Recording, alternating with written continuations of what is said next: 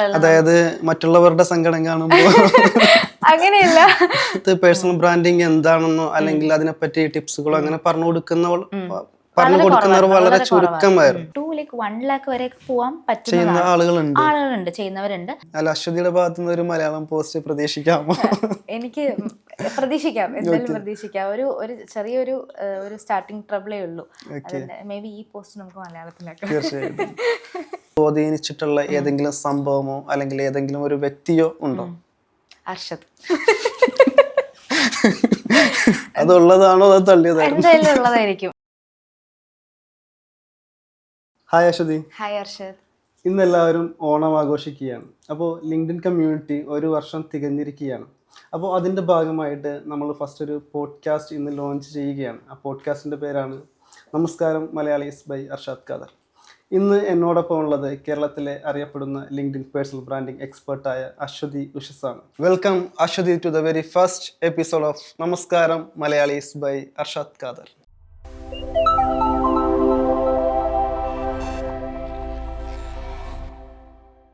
Hi Aswathy. Hi Arshad. നമസ്കാരം. നമസ്കാരം. ഇന്ന് എല്ലാവരും ഓണം ആഘോഷിക്കുകയാണ്. അപ്പോൾ നമ്മുടെ ലിങ്ക്ഡിൻ കമ്മ്യൂണിറ്റി 1 വർഷം തികച്ചിരിക്കുകയാണ് ഏകദേശം. അപ്പോൾ നമ്മൾ എന്താണ് പ്ലാൻ ചെയ്തതെന്ന് വെച്ചാൽ, ഈ 1 വർഷം തികച്ചിരിക്കുന്ന സമയത്ത് ഒരു പോഡ്കാസ്റ്റാണ് നമ്മൾ പ്ലാൻ ചെയ്ത് വെച്ചിരിക്കുന്നത്. അപ്പോൾ അതിലെ ആദ്യത്തെ ഗസ്റ്റ് ആരാണെന്ന് അറിയാലോ, അശ്വതി തന്നെയാണ്.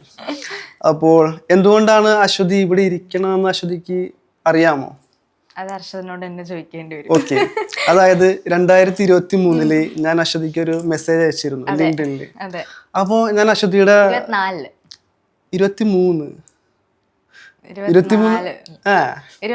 ജനുവരിയിൽ ഓക്കെ 2024 ഞാൻ ഒരു മെസ്സേജ് അയച്ചിരുന്നു അശ്വതിയുടെ പോസ്റ്റ് കണ്ടിട്ട്. അപ്പോൾ ആ പോസ്റ്റിൽ ഞാൻ കണ്ടതെന്ന് വെച്ചാൽ അത്യാവശ്യം നല്ല രീതിയിൽ എഴുതുന്നുണ്ട്, അതിലൊരു ഫയർ ഉണ്ട്. അപ്പോൾ ഞാൻ മെസ്സേജ് അയച്ചു, ഇങ്ങനെ ഞാൻ ഞാൻ ഇൻഫ്ലുവൻസർ മാർക്കറ്റിംഗ് ചെയ്യുന്ന ഒരാളാണ്. അപ്പോൾ എന്തെങ്കിലും അതിലൊരു ടാഗ് ലൈൻ ഞാൻ കണ്ടത് വർക്ക് എന്തോ കണ്ടത്. ഇപ്പോഴത്തെ ടാഗ് ലൈൻ അല്ല കണ്ടത്, പേഴ്സണൽ ബ്രാൻഡിങ്ങോ അങ്ങനെ ഒന്നും അല്ലായിരുന്നു. അപ്പോൾ വർക്ക് എന്നോ ബിസിനസ് എന്നോ അങ്ങനെ എന്തോ കണ്ടതുകൊണ്ടാണ് ഞാൻ മെസ്സേജ് അയച്ചത്. ഇൻഫ്ലുവൻസർ മാർക്കറ്റിങ്ങിന്റെ എന്തെങ്കിലും ആവശ്യമുണ്ടെങ്കിൽ പറയണം, ഹെൽപ്പ് ചെയ്യാം എന്നുള്ള രീതിയിൽ സാധാരണഗതിയിൽ എല്ലാവരോടും പറയുന്നത് പോലെ. അപ്പോൾ അങ്ങനെ അശ്വതി എനിക്ക് റിപ്ലൈ അയച്ചത് അശ്വതി ഓർക്കുന്നുണ്ടോ? ഇല്ല. അതായത് അശ്വതി എന്നോട് പറഞ്ഞതെന്ന് വെച്ചാല്, ഞാൻ അർഷാദിന്റെ പ്രൊഫൈൽ നോക്കിയപ്പോ ലാസ്റ്റ് 20 പോസ്റ്റ് വായിച്ചിരുന്നു എന്ന് പറഞ്ഞു. അതുള്ളതാണോ അത് തള്ളിയതാണോ? എന്തായാലും ഉള്ളതായിരിക്കും. കാരണം എനിക്ക് ആദ്യം ഞാൻ സ്റ്റാർട്ട് ചെയ്ത സമയത്താണ് എനിക്ക് അർഷദ് മെസ്സേജ് അയച്ചത്. ആ സമയത്ത് വളരെ കുറച്ച് ആൾക്കാരായിട്ട് നമ്മൾ സംസാരിച്ചിട്ടുള്ളൂ, DMs നമ്മൾ പരിചയപ്പെട്ടിട്ടുള്ളൂ.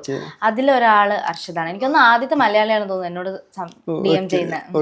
നമ്മുടെ ഷോയുടെ പേരും അത് തന്നെയാണ്. അതെ, നമസ്കാരം മലയാളീസ് ബൈ അർഷാദ് ഖാദർ. അപ്പോൾ നമുക്ക് ഇന്ന് നമ്മൾ കൂടുതൽ സംസാരിക്കാൻ പോകുന്നത് പേഴ്സണൽ ബ്രാൻഡിങ് ലിങ്ക്ഡിൻ. അപ്പോൾ ഇത് കാണുന്ന ആൾക്കാർക്ക് ലിങ്ക്ഡിൻ എന്താണെന്നും പേഴ്സണൽ ബ്രാൻഡിങ് എന്താണെന്നും ഈ ഒരു എപ്പിസോഡ് കണ്ടതിന് ശേഷം അവർക്ക് ഫുൾ ആയിട്ട് മനസ്സിലാകണം. അതാണ് നമ്മുടെ ഇന്നത്തെ ടാസ്ക്. അപ്പൊ നമുക്ക് തുടങ്ങിയാലോ?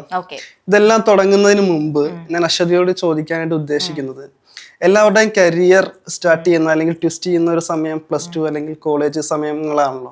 ആ സമയത്ത് അശ്വതി ചിന്തിച്ചിട്ടുണ്ടോ ലിങ്ക്ഡിൻ ഒരു കരിയർ ആയിരിക്കുമെന്നോ അല്ലെങ്കിൽ പേഴ്സണൽ ബ്രാൻഡിങ് ഒരു കരിയർ ആയിരിക്കുമെന്നോ ചിന്തിച്ചിട്ടുണ്ടായിരുന്നോ? ഇല്ല, അന്ന് എനിക്ക് ലിങ്ക്ഡിൻ എന്താന്ന് പോലും അറിയില്ല. ഓക്കെ, അന്ന് എന്താകണമെന്നായിരുന്നു ശരിക്കും ഒരു ആഗ്രഹം? എല്ലാവർക്കും ഒരു ആഗ്രഹം ഉണ്ടാവല്ലോ ആ സമയത്തൊക്കെ. ഞാൻ മാർക്കറ്റിംഗ് ഫീൽഡിൽ നിന്നുള്ള ഒരാളല്ല. എഡ്യൂക്കേഷൻ ക്വാളിഫിക്കേഷൻ ഞാൻ BTech ആണ്, ഞാൻ സിവിൽ എഞ്ചിനീയർ ആണ് ബൈ പ്രൊഫഷൻ. പക്ഷെ ഞാൻ വർക്ക് ചെയ്തിട്ടൊന്നുമില്ല. അപ്പൊ അതുകൊണ്ട് തന്നെ ഞാൻ വിചാരിച്ചത് മിക്കവാറും ആ ഒരു പ്രൊഫഷനിൽ പോകും, അല്ലെങ്കിൽ എനിക്ക് ടീച്ചിങ് ഭയങ്കര ഇഷ്ടമാണ്. അപ്പൊ ഞാൻ MTech എടുത്ത് അങ്ങനെ ടീച്ചിങ്ങിലേക്ക് പോകുന്നതാണ് ഞാൻ വിചാരിച്ചത്. പക്ഷെ അതൊന്നും നടന്നില്ല. ഞാൻ പിന്നെ എനിക്ക് ഡിഗ്രി കഴിഞ്ഞതിന് ശേഷം BTech കഴിഞ്ഞതിന് ശേഷം എനിക്കൊരു ബ്രേക്ക് വന്നു. ആ ബ്രേക്ക് കഴിഞ്ഞിട്ടാണ് ഞാൻ ഭയങ്കര അൺഎക്സ്പെക്റ്റഡ് ആയിട്ട് ഞാൻ ഡിജിറ്റൽ മാർക്കറ്റിംഗ് പഠിക്കാം എന്ന് വിചാരിച്ചു. കുറച്ച് ബേസിക്സ് ഒക്കെ നോക്കാമെന്ന് വിചാരിച്ചു. അങ്ങനെ സ്റ്റാർട്ട് ചെയ്തു. ഞാൻ സോഷ്യൽ മീഡിയ മാർക്കറ്റിംഗിൽ സ്റ്റാർട്ട് ചെയ്തു, ഇൻസ്റ്റഗ്രാം മാർക്കറ്റിംഗിൽ സ്റ്റാർട്ട് ചെയ്തു. പിന്നെയാണ് ലിങ്ക്ഡിൻ മാർക്കറ്റിംഗിലേക്ക് വന്നത്. അങ്ങനെ ഞാൻ ലിങ്ക്ഡിനിലേക്ക് വന്നത് കുറച്ചും കൂടെ പഠിക്കാനും കുറച്ച് നെറ്റ്വർക്ക് ചെയ്യാനും ഓപ്പർച്യൂണിറ്റീസിന് വേണ്ടിയിട്ടും വർക്ക് കിട്ടാനും ഫ്രീലാൻസ് വർക്ക്സ് കിട്ടാൻ വേണ്ടിയിട്ടൊക്കെയാണ്. പിന്നെ സ്ലോലി ഞാൻ നോക്കുമ്പം കുറേ പേര് ഡോക്യുമെൻ്റ് ചെയ്യുന്നുണ്ട്, അവരുടെ ജേർണി പേഴ്സണൽ ബ്രാൻഡിങ് ചെയ്യുന്നുണ്ട്. അപ്പോൾ അങ്ങനെ ഞാനും ഡോക്യുമെൻ്റ് ചെയ്യാനായിട്ട് സ്റ്റാർട്ട് ചെയ്തു. അങ്ങനെയാണ് പേഴ്സണൽ ബ്രാൻഡിങ് എന്നുള്ള നീഷ് ചൂസ് ചെയ്ത് ലിങ്ക്ഡിൻ അങ്ങനെയാണ് സംഭവിച്ചത്. പക്ഷെ ആ ഒരു സമയത്ത് പേഴ്സണൽ ബ്രാൻഡിങ് എന്താണെന്നോ അല്ലെങ്കിൽ അതിനെപ്പറ്റി ടിപ്സുകളോ അങ്ങനെ പറഞ്ഞു പറഞ്ഞു കൊടുക്കുന്നവർ വളരെ ചുരുക്കമായിരുന്നു. ആ സമയത്താണ് അശ്വതി ഈ ഒരു ഫീൽഡിലേക്ക് വന്നത്. ഞാൻ മനസ്സിലാക്കിയത് അശ്വതി ഇതെല്ലാം തന്നെ പഠിച്ചതായിട്ടാണ് എനിക്ക് മനസ്സിലായിട്ടുള്ളത്, അല്ലേ? എങ്ങനെയാണ് ഈ ലിങ്ക്ഡിൻ ജേർണി സ്റ്റാർട്ട് ചെയ്തത്, അല്ലെങ്കിൽ എങ്ങനെയാണ് അത് ഒരു ഇൻസ്പിറേഷൻ വന്നത്? ലിങ്ക്ഡിൻ ആണ് എന്റെ ബ്രെഡ് ആൻഡ് ബട്ടർ എന്നുള്ള രീതിയിലുള്ള ആ ഒരു ചിന്തയിലേക്ക് എത്തിയത് ഏത് സമയത്താണ്? ലിങ്ക്ഡിൻ ബ്രെഡ് ആൻഡ് ബട്ടർ ആവും എന്ന് വിചാരിച്ചില്ല, പക്ഷെ ആ ഒരു ഫ്ലോയിൽ ആവാം, ഒരു പോയിന്റ് എത്തിയപ്പോഴേക്കും ഓക്കെ ഇതാവാം, ആകാനുള്ള സാധ്യത ഉണ്ടെന്ന് മനസ്സിലായതാണ്.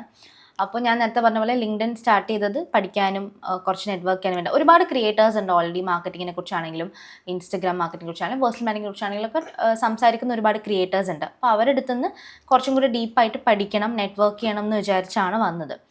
പിന്നെ പേഴ്സണൽ ബ്രാൻഡിങ്ങിലേക്ക് എത്തിയത്, പേഴ്സണൽ ബ്രാൻഡിങ്ങിൻ്റെ ഒരുപാട് ക്രിയേറ്റേഴ്സുമായിട്ട് പരിചയമായി സ്ലോലി. ലിങ്ക്ഡിൻ ഒരു നെറ്റ്വർക്കിംഗ് പ്ലാറ്റ്ഫോം ആണല്ലോ, അങ്ങനെ കുറച്ച് പരിചയപ്പെട്ടു, അങ്ങനെ ക്ലാസ്സസ് ഒക്കെ അറ്റൻഡ് ചെയ്തു. അങ്ങനെ അതിലേക്ക് അതൊരു നീഷാണ്, അധികം എക്സ്പ്ലോർ ചെയ്യാത്തൊരു നീഷാണെന്ന് മനസ്സിലായതുകൊണ്ട് തന്നെയാണ് ഞാനത് സ്റ്റാർട്ട് ചെയ്തത്, അത് ചൂസ് ചെയ്തത്. കാരണം നമുക്ക് എപ്പോഴും ഒരു ഗ്യാപ്പുള്ള സ്ഥലത്താണല്ലോ നമ്മൾ കൂടുതലും ഫോക്കസ് ചെയ്യേണ്ടത്. അപ്പോൾ കോമ്പറ്റീഷൻ കുറവാണ്. പിന്നെ ഒരു ബുദ്ധിമുട്ടുണ്ടായിരുന്നത് പഠിക്കാൻ അത്യാവശ്യം നല്ല ഡിഫിക്കൾട്ടാണെന്ന് അറിയായിരുന്നു, കാരണം അധികം റിസോഴ്സസ് ഇല്ല. അപ്പോൾ കഷ്ടപ്പെട്ട് പഠിക്കേണ്ടി വരും എന്നുള്ളത് എനിക്കറിയായിരുന്നു. പക്ഷെ എന്നാലും ഒരു ചാൻസ് നോക്കാം എന്ന് വിചാരിച്ച് തന്നെയാണ് ഞാൻ സ്റ്റാർട്ട് ചെയ്തത്. പിന്നെ ഒരുപാട് നമുക്ക് റിസോഴ്സസ് കുറവാണ്, ഇപ്പം ഫ്രീ റിസോഴ്സ് ആണെങ്കിലും പെയ്ഡ് റിസോഴ്സ് ആണെങ്കിലും മൊത്തത്തിൽ കുറവാണ്. പിന്നെ ഉള്ളതൊക്കെ തപ്പിപ്പിടിച്ച് എനിക്ക് മെൻറ്റേഴ്സ് ഒന്നും ഉണ്ടായിരുന്നില്ല, എനിക്ക് ആരും ഉണ്ടായിരുന്നില്ല ഒരു ഹെൽപ്പ് ചെയ്യാനായിട്ട്. അപ്പോൾ ഈ ക്രിയേറ്റേഴ്സൊക്കെ തന്നെയാണ് ഹെൽപ്പ് ചെയ്തത്, അവർ ഇൻഡയറക്ട്ലി ഓർ ഡയറക്ട്ലി എന്നെ ഹെൽപ്പ് ചെയ്തിട്ടുണ്ട്. അതല്ലാണ്ട് ഞാനും ഒരുപാട് എക്സ്പെരിമെൻറ്റ് ചെയ്തിട്ടുണ്ട്. ഫ്രം സ്ക്രാച്ച് ഞാൻ ലിങ്ക്ഡിനിൽ എല്ലാ കാര്യങ്ങളും ഞാൻ മൊത്തം ഞാൻ എക്സ്പെരിമെൻറ്റ് ചെയ്തിട്ട് തന്നെയാണ് പഠിച്ചത്. അങ്ങനെ തന്നെയാണ് ഫുൾ. ഈ ക്രിയേറ്റേഴ്സ് എന്ന് ഉദ്ദേശിക്കുന്നത് മലയാളികളാണോ അതോ നോർത്ത്? മലയാളികൾ വളരെ കുറവാണ്, മലയാളികൾ ഇപ്പോഴും കുറവാണ് ക്രിയേറ്റേഴ്സ്. നല്ല സ്പേസ് ഉണ്ട് നമുക്ക് ശരിക്കും കോണ്ടന്റ് ക്രിയേഷൻ സ്റ്റാർട്ട് ചെയ്യാൻ വേണ്ടിയിട്ട്, ഇപ്പോഴും കുറവാണ്. പിന്നെ ആ സമയത്ത് ഉണ്ടായിരുന്നത് ഇന്റർനാഷണൽ ക്രിയേറ്റേഴ്സും പിന്നെ നോർത്ത് ഇന്ത്യയിൽ നിന്നൊക്കെ കുറച്ച് ക്രിയേറ്റേഴ്സ് ഉണ്ട്, മുംബൈയിൽ നിന്നും ബാംഗ്ലൂരിൽ നിന്നൊക്കെ കുറച്ച് ആൾക്കാർ. അവരുടെ ക്ലാസ്സുകളും സെഷൻസ് ഒക്കെ അറ്റൻഡ് ചെയ്തതിനു ശേഷമാണ് ഇതിലേക്ക് എത്തിയത്, അല്ലേ? അതെ. ഡോക്യുമെന്റ് ചെയ്യുമായിരുന്നു ആദ്യമേ തന്നെ. അന്ന് ഒരു പ്രോപ്പർ സ്ട്രാറ്റജി ഒന്നും ഇല്ലാണ്ട് ആദ്യം കുറച്ച് നാൾ വെറുതെ ഡോക്യുമെന്റ് ചെയ്തു, എല്ലാവരും ചെയ്യുന്നത് പോലെ. പിന്നെ കുറച്ചും കൂടെ ഒന്ന് സ്പെസിഫിക് ആയിട്ട് കുറച്ചൊരു സ്ട്രീം ലൈൻ ചെയ്ത് പോകാമെന്ന് വിചാരിച്ചിട്ട് അങ്ങനെ അതിനെക്കുറിച്ച് തന്നെ പഠിച്ച് സ്റ്റാർട്ട് ചെയ്തതാണ്. ഓക്കെ. ഞാൻ ലിങ്ക്ഡിൻ സ്റ്റാർട്ട് ചെയ്തിട്ട് ഇപ്പോൾ ഒരു 10 വർഷമായി. ആ സമയത്ത് ആരെയും കണ്ടിട്ടില്ല, ശരിക്കും പറഞ്ഞാൽ പുറത്തുള്ള ആൾക്കാരെ മാത്രമായിരുന്നു കണ്ടത്. പക്ഷെ അതിൽ നിന്നും വ്യത്യസ്തമായി ഇപ്പൊ എല്ലാവരും ലിങ്ക്ഡിനിലേക്ക് എത്തുന്നുണ്ട്. ഈ ഒരു 2025 ഈ ഒരു തിരുവോണ ദിവസം ലിങ്ക്ഡിൻ കൊണ്ടുള്ള ഉപകാരങ്ങൾ അല്ലെങ്കിൽ ലിങ്ക്ഡിന്റെ പ്രാധാന്യം എന്താണ് എന്ന് ഒന്ന് വിശദീകരിക്കാം? ഉറപ്പായിട്ടും. ലിങ്ക്ഡിനിൽ നമ്മൾ അധികം യൂസ് ചെയ്യാത്തൊരു പ്ലാറ്റ്ഫോമാണ്, എന്നാൽ അണ്ടർ യൂസ്ഡ് ആയിട്ടുള്ളൊരു പ്ലാറ്റ്ഫോമാണെന്ന് വേണമെങ്കിൽ പറയാം. ഒരുപാട് ഓപ്പർച്യൂണിറ്റീസ് ഉണ്ട്, പക്ഷെ നമുക്ക് എന്തുകൊണ്ടോ അറിയാത്തത് കൊണ്ടോ നമ്മൾ അതിലേക്ക് എന്തോ ഒരു ഏലിയൻ പ്ലാറ്റ്ഫോം ആണെന്നാണ് നമ്മൾ വിചാരിക്കുന്നത്. നമ്മൾ ഇൻ്റർഫേസ് കുറച്ച് ഡിഫിക്കൽട്ടാണ്. നമ്മൾ ഈ ഫേസ്ബുക്കിലും ഇൻസ്റ്റഗ്രാമിലും പോലെ നമുക്ക് പെട്ടെന്ന് സ്ക്രോൾ ചെയ്യുമ്പോൾ മനസ്സിലാവുന്ന ഒരു ഇൻ്റർഫേസ് അല്ല ആദ്യം ബിഗിനേഴ്സിന് പെട്ടെന്ന് നമ്മൾ തുറക്ക് നോക്കുമ്പോൾ. അപ്പോൾ അതുകൊണ്ടാണ് കൂടുതൽ ആൾക്കാരും ഒന്ന് ഷൈ ആയി നിൽക്കുന്നത് എടുക്കാനായിട്ട്. പിന്നെ ലിങ്ക്ഡിനിൽ കൂടുതലും എല്ലാവർക്കും ഒരു വിചാരമുണ്ട്,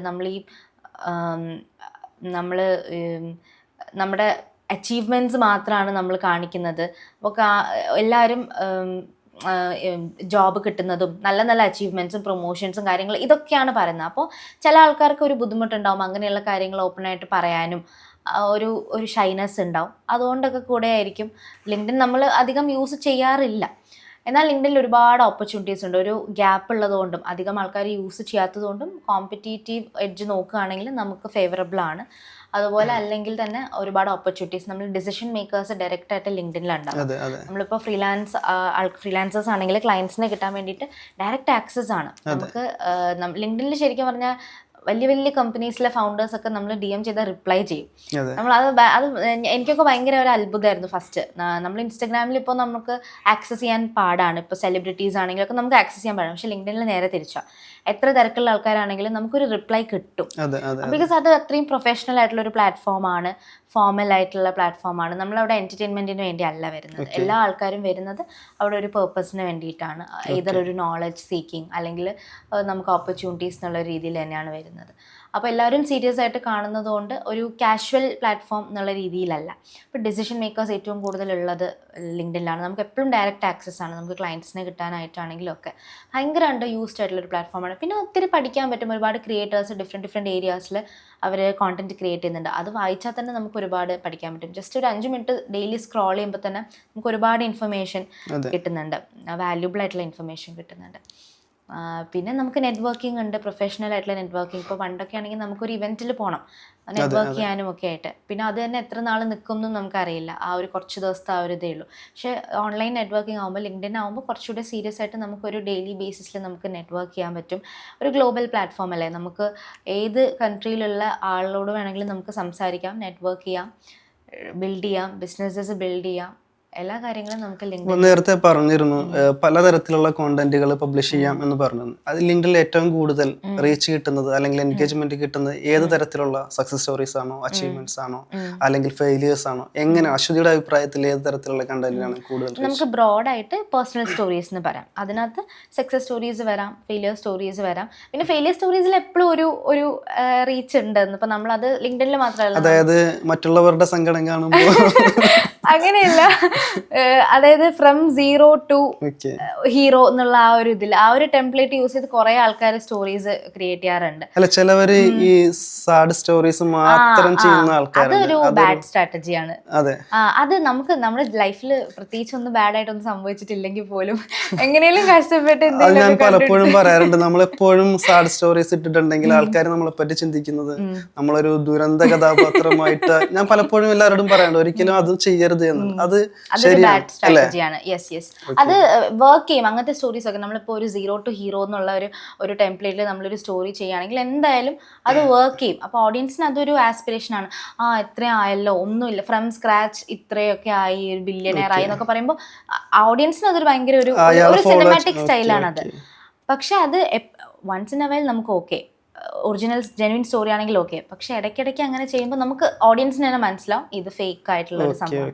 അതിനെക്കാട്ടി നമ്മൾ കുറച്ചും കൂടെ റോ ആയിട്ട് സക്സസ് സ്റ്റോറി ആണെങ്കിൽ അങ്ങനെ ഇട്ടോളൂ, ഫെയിലിയർ ആണെങ്കിൽ അങ്ങനെ ഇട്ടു, അല്ല ഇനി നമ്മൾ എന്തെങ്കിലും ഒരു ഇൻസിഡൻസിന് പഠിച്ച ലെസൺസ് ആണ്, അങ്ങനെ ചെയ്യാം. അപ്പോൾ ബ്രോഡായിട്ട് പേഴ്സണൽ സ്റ്റോറീസ് ആണ് ഏറ്റവും കൂടുതൽ റീച്ച് കിട്ടുന്നത്. ഓക്കെ, ഇനി അടുത്ത എൻ്റെ ഒരു ചോദ്യം, ഈ പേഴ്സണൽ ബ്രാൻഡിങ് എക്സ്പേർട്ട് ആണല്ലോ അശ്വതി. ഈ പേഴ്സണൽ ബ്രാൻഡിങ് എന്നുള്ളത് ഒരു സാധാരണക്കാരന് മനസ്സിലാകുന്ന രീതിയിൽ പല ആൾക്കാരും പല രീതിയിൽ കോണ്ടന്റ് ജനറേറ്റ് ചെയ്തിട്ട് പബ്ലിഷ് ചെയ്യാറുണ്ട്. പേഴ്സണൽ ബ്രാൻഡിങ് അതാണ് ഇതാണെന്നുള്ളത്. അപ്പോൾ അശ്വതിയുടെ അഭിപ്രായത്തിൽ ഒരു സാധാരണക്കാരന് മനസ്സിലാകുന്ന രീതിയിൽ, മലയാളികൾക്ക് മനസ്സിലാകുന്ന രീതിയിൽ എന്താണ് പേഴ്സണൽ ബ്രാൻഡിങ് എന്ന് പറയാം? പേഴ്സണൽ ബ്രാൻഡിങ് വളരെ സിമ്പിളാണ്. എല്ലാവർക്കും ഒരു പേഴ്സണൽ ബ്രാൻഡ് ഉണ്ട്, അതൊരു സത്യമാണ്. എല്ലാവർക്കും ഒരു പേഴ്സണൽ ബ്രാൻഡ് ഉണ്ട്. ഇപ്പോൾ അർഷദ് ഇല്ലാത്ത സമയത്ത് ഞാനിപ്പോൾ മറ്റൊരാളോട് അർഷദിനെ കുറിച്ച് ലിങ്ക്ഡിൻ കമ്മ്യൂണിറ്റീൻ്റെ ഫൗണ്ടറാണ്, അങ്ങനെ കുറച്ച് കാര്യങ്ങൾ, എന്തൊക്കെ കാര്യങ്ങൾ പറയുന്നുണ്ട് അർഷദിനെ കുറിച്ച്, ഒരു ഗുഡ് വില്ലിൻ്റെ രീതിയിൽ എന്തൊക്കെ കാര്യങ്ങൾ പറയുന്നുണ്ട്, ഇതൊക്കെ അർഷദിൻ്റെ പേഴ്സണൽ ബ്രാൻഡാണ്. അർഷദ് ആൾക്കാരോട് ബിഹേവ് ചെയ്യുന്നത് നമ്മൾ ഓൺലൈൻ മാത്രമല്ല, കോണ്ടന്റിലൂടെ മാത്രമല്ല, ഓഫ്ലൈൻ ആയിട്ടും ആസ് എ പേഴ്സൺ എങ്ങനെയാണെന്നുള്ളതും ഇതെല്ലാം കൂടെ കമ്പൈൻ ചെയ്തിട്ട് വരുന്നതാണ് പേഴ്സണൽ ബ്രാൻഡ്. പിന്നെ ഓൺലൈനായിട്ട് നോക്കുകയാണെങ്കിൽ, നമ്മൾ പ്രൊഫഷണൽ സ്പേസിൽ നോക്കുകയാണെങ്കിൽ നമ്മുടെ സ്കിൽസ് ഉണ്ടായിട്ട് കാര്യമില്ലല്ലോ, നമ്മളത് പ്രോപ്പറായിട്ട് പ്രസൻറ്റ് ചെയ്യണം, നല്ല രീതിയിൽ ആവശ്യമുള്ള രീതിയിൽ പ്രസൻറ്റ് ചെയ്യണം. നമ്മളെ അത് കാണുമ്പോൾ ആൾക്കാർ വർക്ക് ചെയ്യാനായിട്ട്, നമ്മുടെ കൂടെ വർക്ക് ചെയ്യാനായിട്ട് അവർക്ക് തോന്നണം, അല്ലെങ്കിൽ നമ്മളെ ഹയർ ചെയ്യാൻ തോന്നണം. അങ്ങനെയുള്ള രീതിയിൽ നമുക്ക് എങ്ങനെ പ്രസൻറ്റ് ചെയ്യാം, ബ്യൂട്ടിഫുള്ളി നമ്മളുടെ സ്കിൽസ് എങ്ങനെ നമുക്ക് പ്രസൻറ്റ് ചെയ്യാം, നമ്മളെങ്ങനെ നമ്മളെ ഒരു ഓൺലൈൻ സ്പേസിൽ പ്രസൻറ്റ് ചെയ്യുന്നു, നമ്മുടെ പൊസിഷനിങ്. സിമ്പിളായിട്ട് പറയുകയാണെങ്കിൽ അതാണ് ഈ പ്രസന്റേഷൻ എന്നുള്ളത്. വീക്ക്ലി എത്ര പോസ്റ്റുകളാണ്, അല്ലെങ്കിൽ മന്ത്ലി ഇത്ര, അങ്ങനെ ഒരു കണക്കുണ്ടോ? ഇല്ല. അപ്പോൾ അത് വീക്ക്ലി പോസ്റ്റ് അല്ലെങ്കിൽ കോണ്ടന്റ് എന്നുള്ളതിനെക്കാട്ടിയും നമ്മളെക്കുറിച്ച് പറയാൻ ഉദ്ദേശിക്കുന്ന കാര്യങ്ങൾ പ്രോപ്പറായിട്ട് ക്വാളിറ്റി ആയിട്ടുള്ള രീതിയിൽ കോണ്ടന്റ് ആയിട്ട് പോസ്റ്റ് ചെയ്യുക എന്നുള്ളതിൽ, കോണ്ടന്റിന്റെ കാര്യം പറയുകയാണെന്നുണ്ടെങ്കിൽ പൊസിഷനിങ് ആണ് മെയിൻ. കോണ്ടന്റിനെക്കാട്ടിയും നമ്മളിപ്പോൾ വീക്ക്ലി 5 പോസ്റ്റ് ചെയ്യുന്നവരുണ്ടാവും, പക്ഷെ എല്ലാം റാൻഡം ആയിട്ടുള്ള പോസ്റ്റ് ആണെങ്കിൽ കാര്യമില്ല, പൊസിഷനിങ് വീക്ക് ആണെങ്കിൽ കാര്യമില്ല. പ്രോപ്പർ പൊസിഷനിങ് സ്ട്രാറ്റജിക് ആയിട്ടുള്ള രീതിയിൽ ചെയ്തിട്ട് ഒരു 2 പോസ്റ്റ് ചെയ്യുകയാണെങ്കിൽ ആൾക്കാർക്കും കൂടുതൽ നല്ല പേഴ്സണൽ ബ്രാൻഡ് പെട്ടെന്ന് ബിൽഡ് ചെയ്യാൻ പറ്റും. എന്തായാലും ടൈം എടുക്കും, എന്നാലും കുറച്ചുകൂടെ കമ്പാരിറ്റീവ്ലി പെട്ടെന്ന് ബിൽഡ് ചെയ്യാൻ പറ്റും അങ്ങനത്തെ ഒരാൾക്കാർ. ഈ ടൈം എടുക്കും എന്ന് പറയുമ്പോൾ ഏകദേശം എത്ര സമയം? ടൈം അത് വളരെ ഡിപ്പെൻഡ് ചെയ്യും. അത് ഒരുപാട് കാര്യങ്ങൾ നീഷിനെ ഡിപ്പെൻഡ് ചെയ്യും. ഇപ്പം വലിയ കോമ്പറ്റീഷൻ ഇല്ലാത്തൊരു നീഷാണെങ്കിൽ കുറച്ചും കൂടെ സിമ്പിളാണ്. കോമ്പറ്റീഷൻ ഉള്ള നീഷാണെന്നുണ്ടെങ്കിൽ സിമ്പിളാണ്, ബട്ട് അത്രയും നമുക്ക് എന്തെങ്കിലും ഒരു പെർട്ടിക്കുലർ പോയിന്റ് നമുക്ക് എടുത്തു പറയാനുണ്ടാവണം, അല്ലെങ്കിൽ നമുക്കൊരു സ്റ്റോറി ഉണ്ടാവണം, ആൾക്കാരെ പെട്ടെന്ന് റിമെമ്പർ ചെയ്യാനായിട്ട് എന്തെങ്കിലും സ്റ്റോറി ഉണ്ടാവണം, എന്തെങ്കിലും ഒരു ഫാക്ടർ ഉണ്ടാവണം. പക്ഷെ എങ്ങനെ പോലും ഇതൊരു നമ്മൾ ഒരു മാസം നമുക്ക് പോസ്റ്റ് ചെയ്യാം, ആഫ്റ്റർ 1 മന്ത് നമുക്കൊരു പേഴ്സണൽ ബ്രാൻഡ് ഉണ്ടാവും എന്ന് പറയാൻ പറ്റില്ല. ഇതൊരു ലോങ് ടേം ആയിട്ടുള്ള ഒരു ഒരു ഇൻവെസ്റ്റ്മെന്റ് ആണെന്ന് വിചാരിക്കുക. ലോങ് ടേം ടൈം ഇൻവെസ്റ്റ്മെന്റ് ആണ്. നമ്മൾ എഫേർട്ട് ഇടണം, ടൈം ഇടണം. ലോങ് ടേം ആയിട്ട് തന്നെയാണ് ബെനിഫിറ്റ്സ് നമുക്ക് കിട്ടുന്നത്. ഞാൻ ഒരു ഫൗണ്ടർ ആണെന്ന് കരുതുക, ഒരു ബിസിനസ് മാൻ ആണെന്ന് കരുതുക. അപ്പോൾ എനിക്കിപ്പോൾ ലിങ്ക്ഡിനിൽ സ്റ്റാർട്ട് ചെയ്യണം, ഇന്ന് മുതൽ എനിക്ക് സ്റ്റാർട്ട് ചെയ്യണം, അല്ലെങ്കിൽ എൻ്റെ ഒരു പേഴ്സണൽ ബ്രാൻഡ് ഇൻക്രീസ് ചെയ്യണം. അപ്പോൾ ഞാനൊരു as A personal branding consultant എന്നുള്ള രീതിയിൽ ഞാൻ എത്ര ഡ്യൂറേഷൻ ആയിരിക്കും അശ്വതിയിൽ നിന്നും എക്സ്പെക്ട് ചെയ്യുന്നത്? എനിക്ക് ലീഡ്സ് കിട്ടാനും എൻ്റെ ഒരു പൊസിഷനിങ്ങിനൊക്കെ എത്ര സമയം വേണ്ടി വരും? അത് again it depends on the niche. പിന്നെ എത്രത്തോളം ഫാസ്റ്റ് ആയിട്ട് നിങ്ങൾക്ക് റിസൾട്ട് വേണം. നിങ്ങൾക്ക് ഇപ്പോൾ ചില ആൾക്കാർ പറയും എനിക്ക് പേഴ്സണൽ ബ്രാൻഡ് മാത്രം ബിൽഡ് ചെയ്താൽ മതി, കുറച്ച് ടൈം എടുത്ത് സ്ലോ ആയിട്ട് ബിൽഡ് ചെയ്താൽ മതി. ചിലർ പറയും ഫാസ്റ്റ് ആയിട്ട് വേണം, വിത്തിൻ ഒരു 2-3 മന്ത്സ് പേഴ്സണൽ ബ്രാൻഡും ബിൽഡ് ചെയ്ത് ലീഡ്സും വേണം. അപ്പോൾ അത് കുറച്ചും കൂടെ ഒരു മാർക്കറ്റിംഗ് രീതിയിലേക്ക് പോകും. കുറച്ചും കൂടെ ഫാസ്റ്റ് റിസൾട്ട്സ് വേണമെന്നുണ്ടെങ്കിൽ കുറച്ചും കൂടെ ക്യാമ്പയിൻസ് ഒക്കെ നമ്മൾ ചെയ്യേണ്ടി വരും. ബ്രാൻഡിങ് കുറച്ച് സ്ലോ ആയിട്ട് മതി എന്നുണ്ടെങ്കിൽ, സ്ലോ ആണ് എപ്പോഴും നല്ലത്, കുറച്ച് സസ്റ്റൈനബിൾ ആയിട്ടുള്ളത് എപ്പോഴും സ്ലോ ആണ്. പിന്നെ എന്നാലും നമുക്ക് അത്യാവശ്യം സ്റ്റോറീസ് കാര്യങ്ങൾ നമുക്ക് പ്രസന്റ് ചെയ്യാനുണ്ട്, ഒരു ജേർണി പ്രസന്റ് ചെയ്യാൻ നമ്മുടെ കയ്യിലുണ്ട് എന്നുണ്ടെങ്കിൽ ഒരു 6 months മിനിമം വേണം. 6 months. ഈ ലിങ്ക്ഡിൻ യാത്രയിൽ അശ്വതിനെ സ്വാധീനിച്ചിട്ടുള്ള ഏതെങ്കിലും സംഭവമോ അല്ലെങ്കിൽ ഏതെങ്കിലും ഒരു വ്യക്തിയോ ഉണ്ടോ? അർഷദ്. അല്ല, അർഷദ് എനിക്ക് ഫസ്റ്റ് ആദ്യമായിട്ട് എനിക്ക് മെസ്സേജ് അയച്ച ഒരാളാണ്. പിന്നെ അത് മാത്രമല്ല, അർഷദിന്റെ ലിങ്ക്ഡിൻ കമ്മ്യൂണിറ്റി സ്റ്റാർട്ട് ചെയ്ത സമയം തൊട്ട് ഞാൻ ലിങ്ക്ഡിൻ കമ്മ്യൂണിറ്റിന്റെ ഒരു പാർട്ടാണ്. അർഷദ് എല്ലാ അപ്ഡേറ്റ്സും എന്നെ അറിയിക്കാറുണ്ട്. ഇവന്റ്സിൽ 2 ഇവന്റ്സിൽ എന്നെ ഗസ്റ്റ് ആയിട്ട് വിളിച്ചിട്ടുണ്ട്. ഇല്ല, അല്ല, ഞാൻ അല്ലാതെ ഉള്ള ഒരു വ്യക്തിയെ പറ്റി പറയാമെങ്കിൽ. അല്ലാണ്ട് ഒരു വ്യക്തിയോ അല്ലെങ്കിൽ ഏതെങ്കിലും ഒരു സംഭവമോ? ഒരു സംഭവം പറയാനാണെങ്കിൽ നമ്മൾ ഫസ്റ്റ് കൊച്ചിയിലുള്ള ആ ഇവന്റില്, മീറ്റപ്പ് ഇവന്റില്, അന്ന് ഞാൻ കുറച്ച് ഞെട്ടിപ്പോയി. കാരണം എനിക്ക് ആ സമയമായപ്പോഴേക്കും ഞാൻ 1 year ആയി കോണ്ടന്റ് ക്രിയേഷൻ സ്റ്റാർട്ട് ചെയ്തു. ലിങ്ക്ഡിനിൽ സ്റ്റാർട്ട് ചെയ്തു, പ്ലസ് ഇൻസ്റ്റഗ്രാമിൽ യൂട്യൂബിലൊക്കെ സ്റ്റാർട്ട് ചെയ്തിട്ടുണ്ടായിരുന്നു. പക്ഷെ അതൊരു ബിഗിനിങ് സ്റ്റേജിലായിരുന്നു. എന്നാലും ലിങ്ക്ഡിൻ കുറച്ച് എസ്റ്റാബ്ലിഷ്ഡ് ആയിട്ടുണ്ടായിരുന്നു ആ സമയത്ത്. അപ്പോൾ ഞാൻ ഇവന്റിന് വന്ന സമയത്ത് സ്പീക്കർ ആയിരുന്നു, പക്ഷെ എന്നാലും സംസാരിക്കുന്നതിനും സ്റ്റേജിൽ കയറി സംസാരിക്കുന്നതിന് മുന്നേ തന്നെ ഒരുപാട് പേര് വന്നിട്ട് എന്നെ തിരിച്ചറിഞ്ഞു, ഐഡന്റിഫൈ ചെയ്തു, ശരീഷസ് അല്ലേ എന്നൊക്കെ ചോദിച്ചു. അപ്പോൾ അതൊക്കെ എൻ്റെ ലൈഫിൽ ആദ്യമായിട്ടാണ്. അപ്പോൾ ലിങ്ക്ഡിനിൽ നമ്മൾ ഇടുന്ന പോസ്റ്റുകൾ അവർ വായിക്കാറുണ്ട്, വീഡിയോസ് കാണാറുണ്ട് എന്നൊക്കെ പറഞ്ഞ് അവർക്ക് യൂസ്ഫുൾ ആണ്, കരിയർ ബിൽഡ് ചെയ്യാൻ ഹെൽപ്പ് ചെയ്തിട്ടുണ്ട്, ജോബ് കിട്ടാൻ ഹെൽപ്പ് ചെയ്തിട്ടുണ്ട്. അങ്ങനെ ഒത്തിരി ആൾക്കാർ, ഒത്തിരി സ്റ്റുഡൻസ്, ഫ്രീലാൻസേഴ്സ് ഒക്കെ അന്ന് വന്നായിരുന്നല്ലോ, കുറേ പേര് വന്നായിരുന്നു. അതും എനിക്ക് ഭയങ്കര ഒരു സന്തോഷമായ ഒരു കാര്യമാണ്. സന്തോഷത്തിൽ കൂടുതൽ എനിക്ക് ഭയങ്കര ഞെട്ടിപ്പോയി അന്ന്. ഭയങ്കര ഉള്ളിൽ നിന്ന് ഒരുപാട് ഒരു ഹാപ്പിനെസ് തോന്നിയ ഒരു മൊമെന്റ് ആയിരുന്നു. അത് ലിങ്ക്ഡിൻ കാരണം സംഭവിച്ചതാണ്. ലിങ്ക്ഡിൻ കമ്മ്യൂണിറ്റി കാരണം, അർഷദ് കാരണം സംഭവിച്ചതാണ്. അതുകൊണ്ടാണ് ഞാൻ അർഷദിന്റെ പേര് പറഞ്ഞത്. ഇനി അതിനു മുമ്പ് നിങ്ങൾ 3 പേരും, ഷിജു, റംഷീന, അശ്വതി കൂടെ ഒരു വർക്ക്ഷോപ്പ് നടത്തി. ഏകദേശം 100-ലധികം 200-ന്റെ അടുത്ത് മെമ്പേഴ്സ് പങ്കെടുത്തൊരു ഫസ്റ്റ് വർക്ക്ഷോപ്പാണ്. അതിനുശേഷം ആരും അത്രയും പങ്കെടുത്തിട്ടില്ല. അവർ 3 പേരുമായിട്ട് പങ്കെടുത്തപ്പോൾ ഉള്ള ഒരു അനുഭവം എന്തായിരുന്നു? ആ ഇവന്റ് ഞങ്ങൾക്ക് 3 പേർക്കും പരിചയമുണ്ട്, നേരത്തെ പരിചയം, ലിങ്ക്ഡിൻ ത്രൂ തന്നെയാണ് പരിചയമുള്ളത്. പക്ഷെ ഒരു ഇവന്റ് ആയിട്ട്, ഒരു വർക്ക്ഷോപ്പായിട്ട് ചെയ്യുന്നത് ആദ്യമായിട്ടായിരുന്നു. അത് പക്ഷെ എനിക്ക് തോന്നുന്നു ഞങ്ങളുടെ 3 പേരുടെയും കരിയറിന് ഭയങ്കരമായിട്ട് ഹെൽപ്പ് ചെയ്തിട്ടുണ്ട്. ലിങ്ക്ഡിൻ കമ്മ്യൂണിറ്റീനെ അത് ഒരുപാട് ഹെൽപ്പ് ചെയ്തു, ഒരുപാട് ഒരു റീച്ച് കിട്ടാൻ, കുറച്ചുകൂടെ ഒരു ബ്രോഡർ റീച്ച് കിട്ടാൻ ഹെൽപ്പ് ചെയ്തു. കമ്മ്യൂണിറ്റി കാരണം ഞങ്ങൾക്ക് 3 പേർക്കും ഞങ്ങളുടെ കരിയറിലും അത്യാവശ്യം നല്ല റീച്ച് കിട്ടി. പിന്നെയും ഒരുപാട് ഓപ്പർച്യൂണിറ്റീസ് കിട്ടി. പിന്നെയുള്ള 2 ഇവന്റ്സിലും, ഓഫ്ലൈൻ ഇവന്റ്സിലും ഞങ്ങൾക്ക് സ്പീക്കറായിട്ട് വരാൻ പറ്റി. ആ വർക്ക്ഷോപ്പ് ഭയങ്കര നല്ലതായിരുന്നു. ബിക്കോസ് എനിക്ക് ഇത്രയും നാൾ വരെയും ഞാൻ ഇത്രയും വർക്ക്ഷോപ്സ് എടുത്തിട്ടുണ്ടെങ്കിലും ആ ഒരു വർക്ക്ഷോപ്പിന് അത്രയും ഒരു റെസ്പോൺസ്, ഭയങ്കര ഓവർവെൽമിംഗ് ആയിട്ടുള്ള ഒരു റെസ്പോൺസ് ആയിരുന്നു. നല്ല റെസ്പോൺസ് ആയിരുന്നു. ഒരുപാട് ആൾക്കാർ അന്ന് വർക്ക്ഷോപ്പിനും ഒരുപാട് ആൾക്കാർ ജോയിൻ ചെയ്തിട്ടുണ്ടായിരുന്നു. അതിന് ശേഷവും 2-3 ഒരാഴ്ച 2 ആഴ്ചത്തോളം ലിങ്ക്ഡിൻ ആണെങ്കിലും ഇൻസ്റ്റഗ്രാമിലാണെങ്കിലും ഫുള്ള് വർക്ക്ഷോപ്പിനെ കുറിച്ച് തന്നെയായിരുന്നു. അപ്പോൾ നല്ല വർക്ക്ഷോപ്പായിരുന്നു. നീലിഫർ മാം ആയിരുന്നു മോഡറേറ്റർ. നല്ല വർക്ക്ഷോപ്പായിരുന്നു അത്, അടിപൊളിയായിരുന്നു. ഒരുപാട് ഓപ്പർച്യൂണിറ്റീസ് വന്നു ആ വർക്ക്ഷോപ്പിന് ശേഷം. ഇപ്പോൾ വർക്ക് വൈസ് ആണെങ്കിലും വേറെ സ്പീക്കിംഗ് ഓപ്പർച്യൂണിറ്റീസ് ആണെങ്കിലും ഒക്കെ വന്നു. അശ്വതി, ഒരു ഫൗണ്ടർക്ക് അല്ലെങ്കിൽ ഒരു ഫ്രീലാൻസർക്ക് ഈ പേഴ്സണൽ ബ്രാൻഡിങ്ങിന്റെ ആവശ്യകത എന്താണ്? നമ്മൾ നേരത്തെ പറഞ്ഞ സെയിം പോയിന്റ് തന്നെയാണ്. നമുക്ക് ഒരു ഫ്രീലാൻസേഴ്സിനൊക്കെ ആണെങ്കിൽ ഒരുപാട് സ്കിൽസ് ഉണ്ടാവും, പക്ഷെ അത് പ്രോപ്പറായിട്ട് പ്രസന്റ് ചെയ്യാൻ അറിയാത്തത് കൊണ്ട് ഓപ്പർച്യൂണിറ്റീസ് കിട്ടാണ്ട് പോകുന്നുണ്ട്. പിന്നെ കോമ്പറ്റീഷൻ, ഒരുപാട് ഫ്രീലാൻസേഴ്സ് സെയിം സർവീസ് കൊടുക്കുന്നുണ്ടാവും. അപ്പോൾ ഇപ്പൊ ഞാൻ കൊടുക്കുന്ന സർവീസ് തന്നെ ചിലപ്പം ഒരുപാട് പേര് കൊടുക്കുന്നുണ്ടാവും, എന്നെക്കാട്ടിയും സ്കിൽഡ് ആയിട്ടുള്ളവർ കൊടുക്കുന്നുണ്ടാവും. പക്ഷെ എനിക്കായിരിക്കും കൂടുതൽ ഓപ്പർച്യൂണിറ്റീസ് കിട്ടുക. ബിക്കോസ് എനിക്കൊരു ബ്രാൻഡ് ഉണ്ട്, ഒരു പേഴ്സണൽ ബ്രാൻഡ് ഉണ്ട്. ഞാൻ എനിക്കുള്ള സ്കിൽസ് എത്രയാണോ അത് പ്രോപ്പറായിട്ട് ഷോക്കേസ് ചെയ്യുന്നുണ്ട്.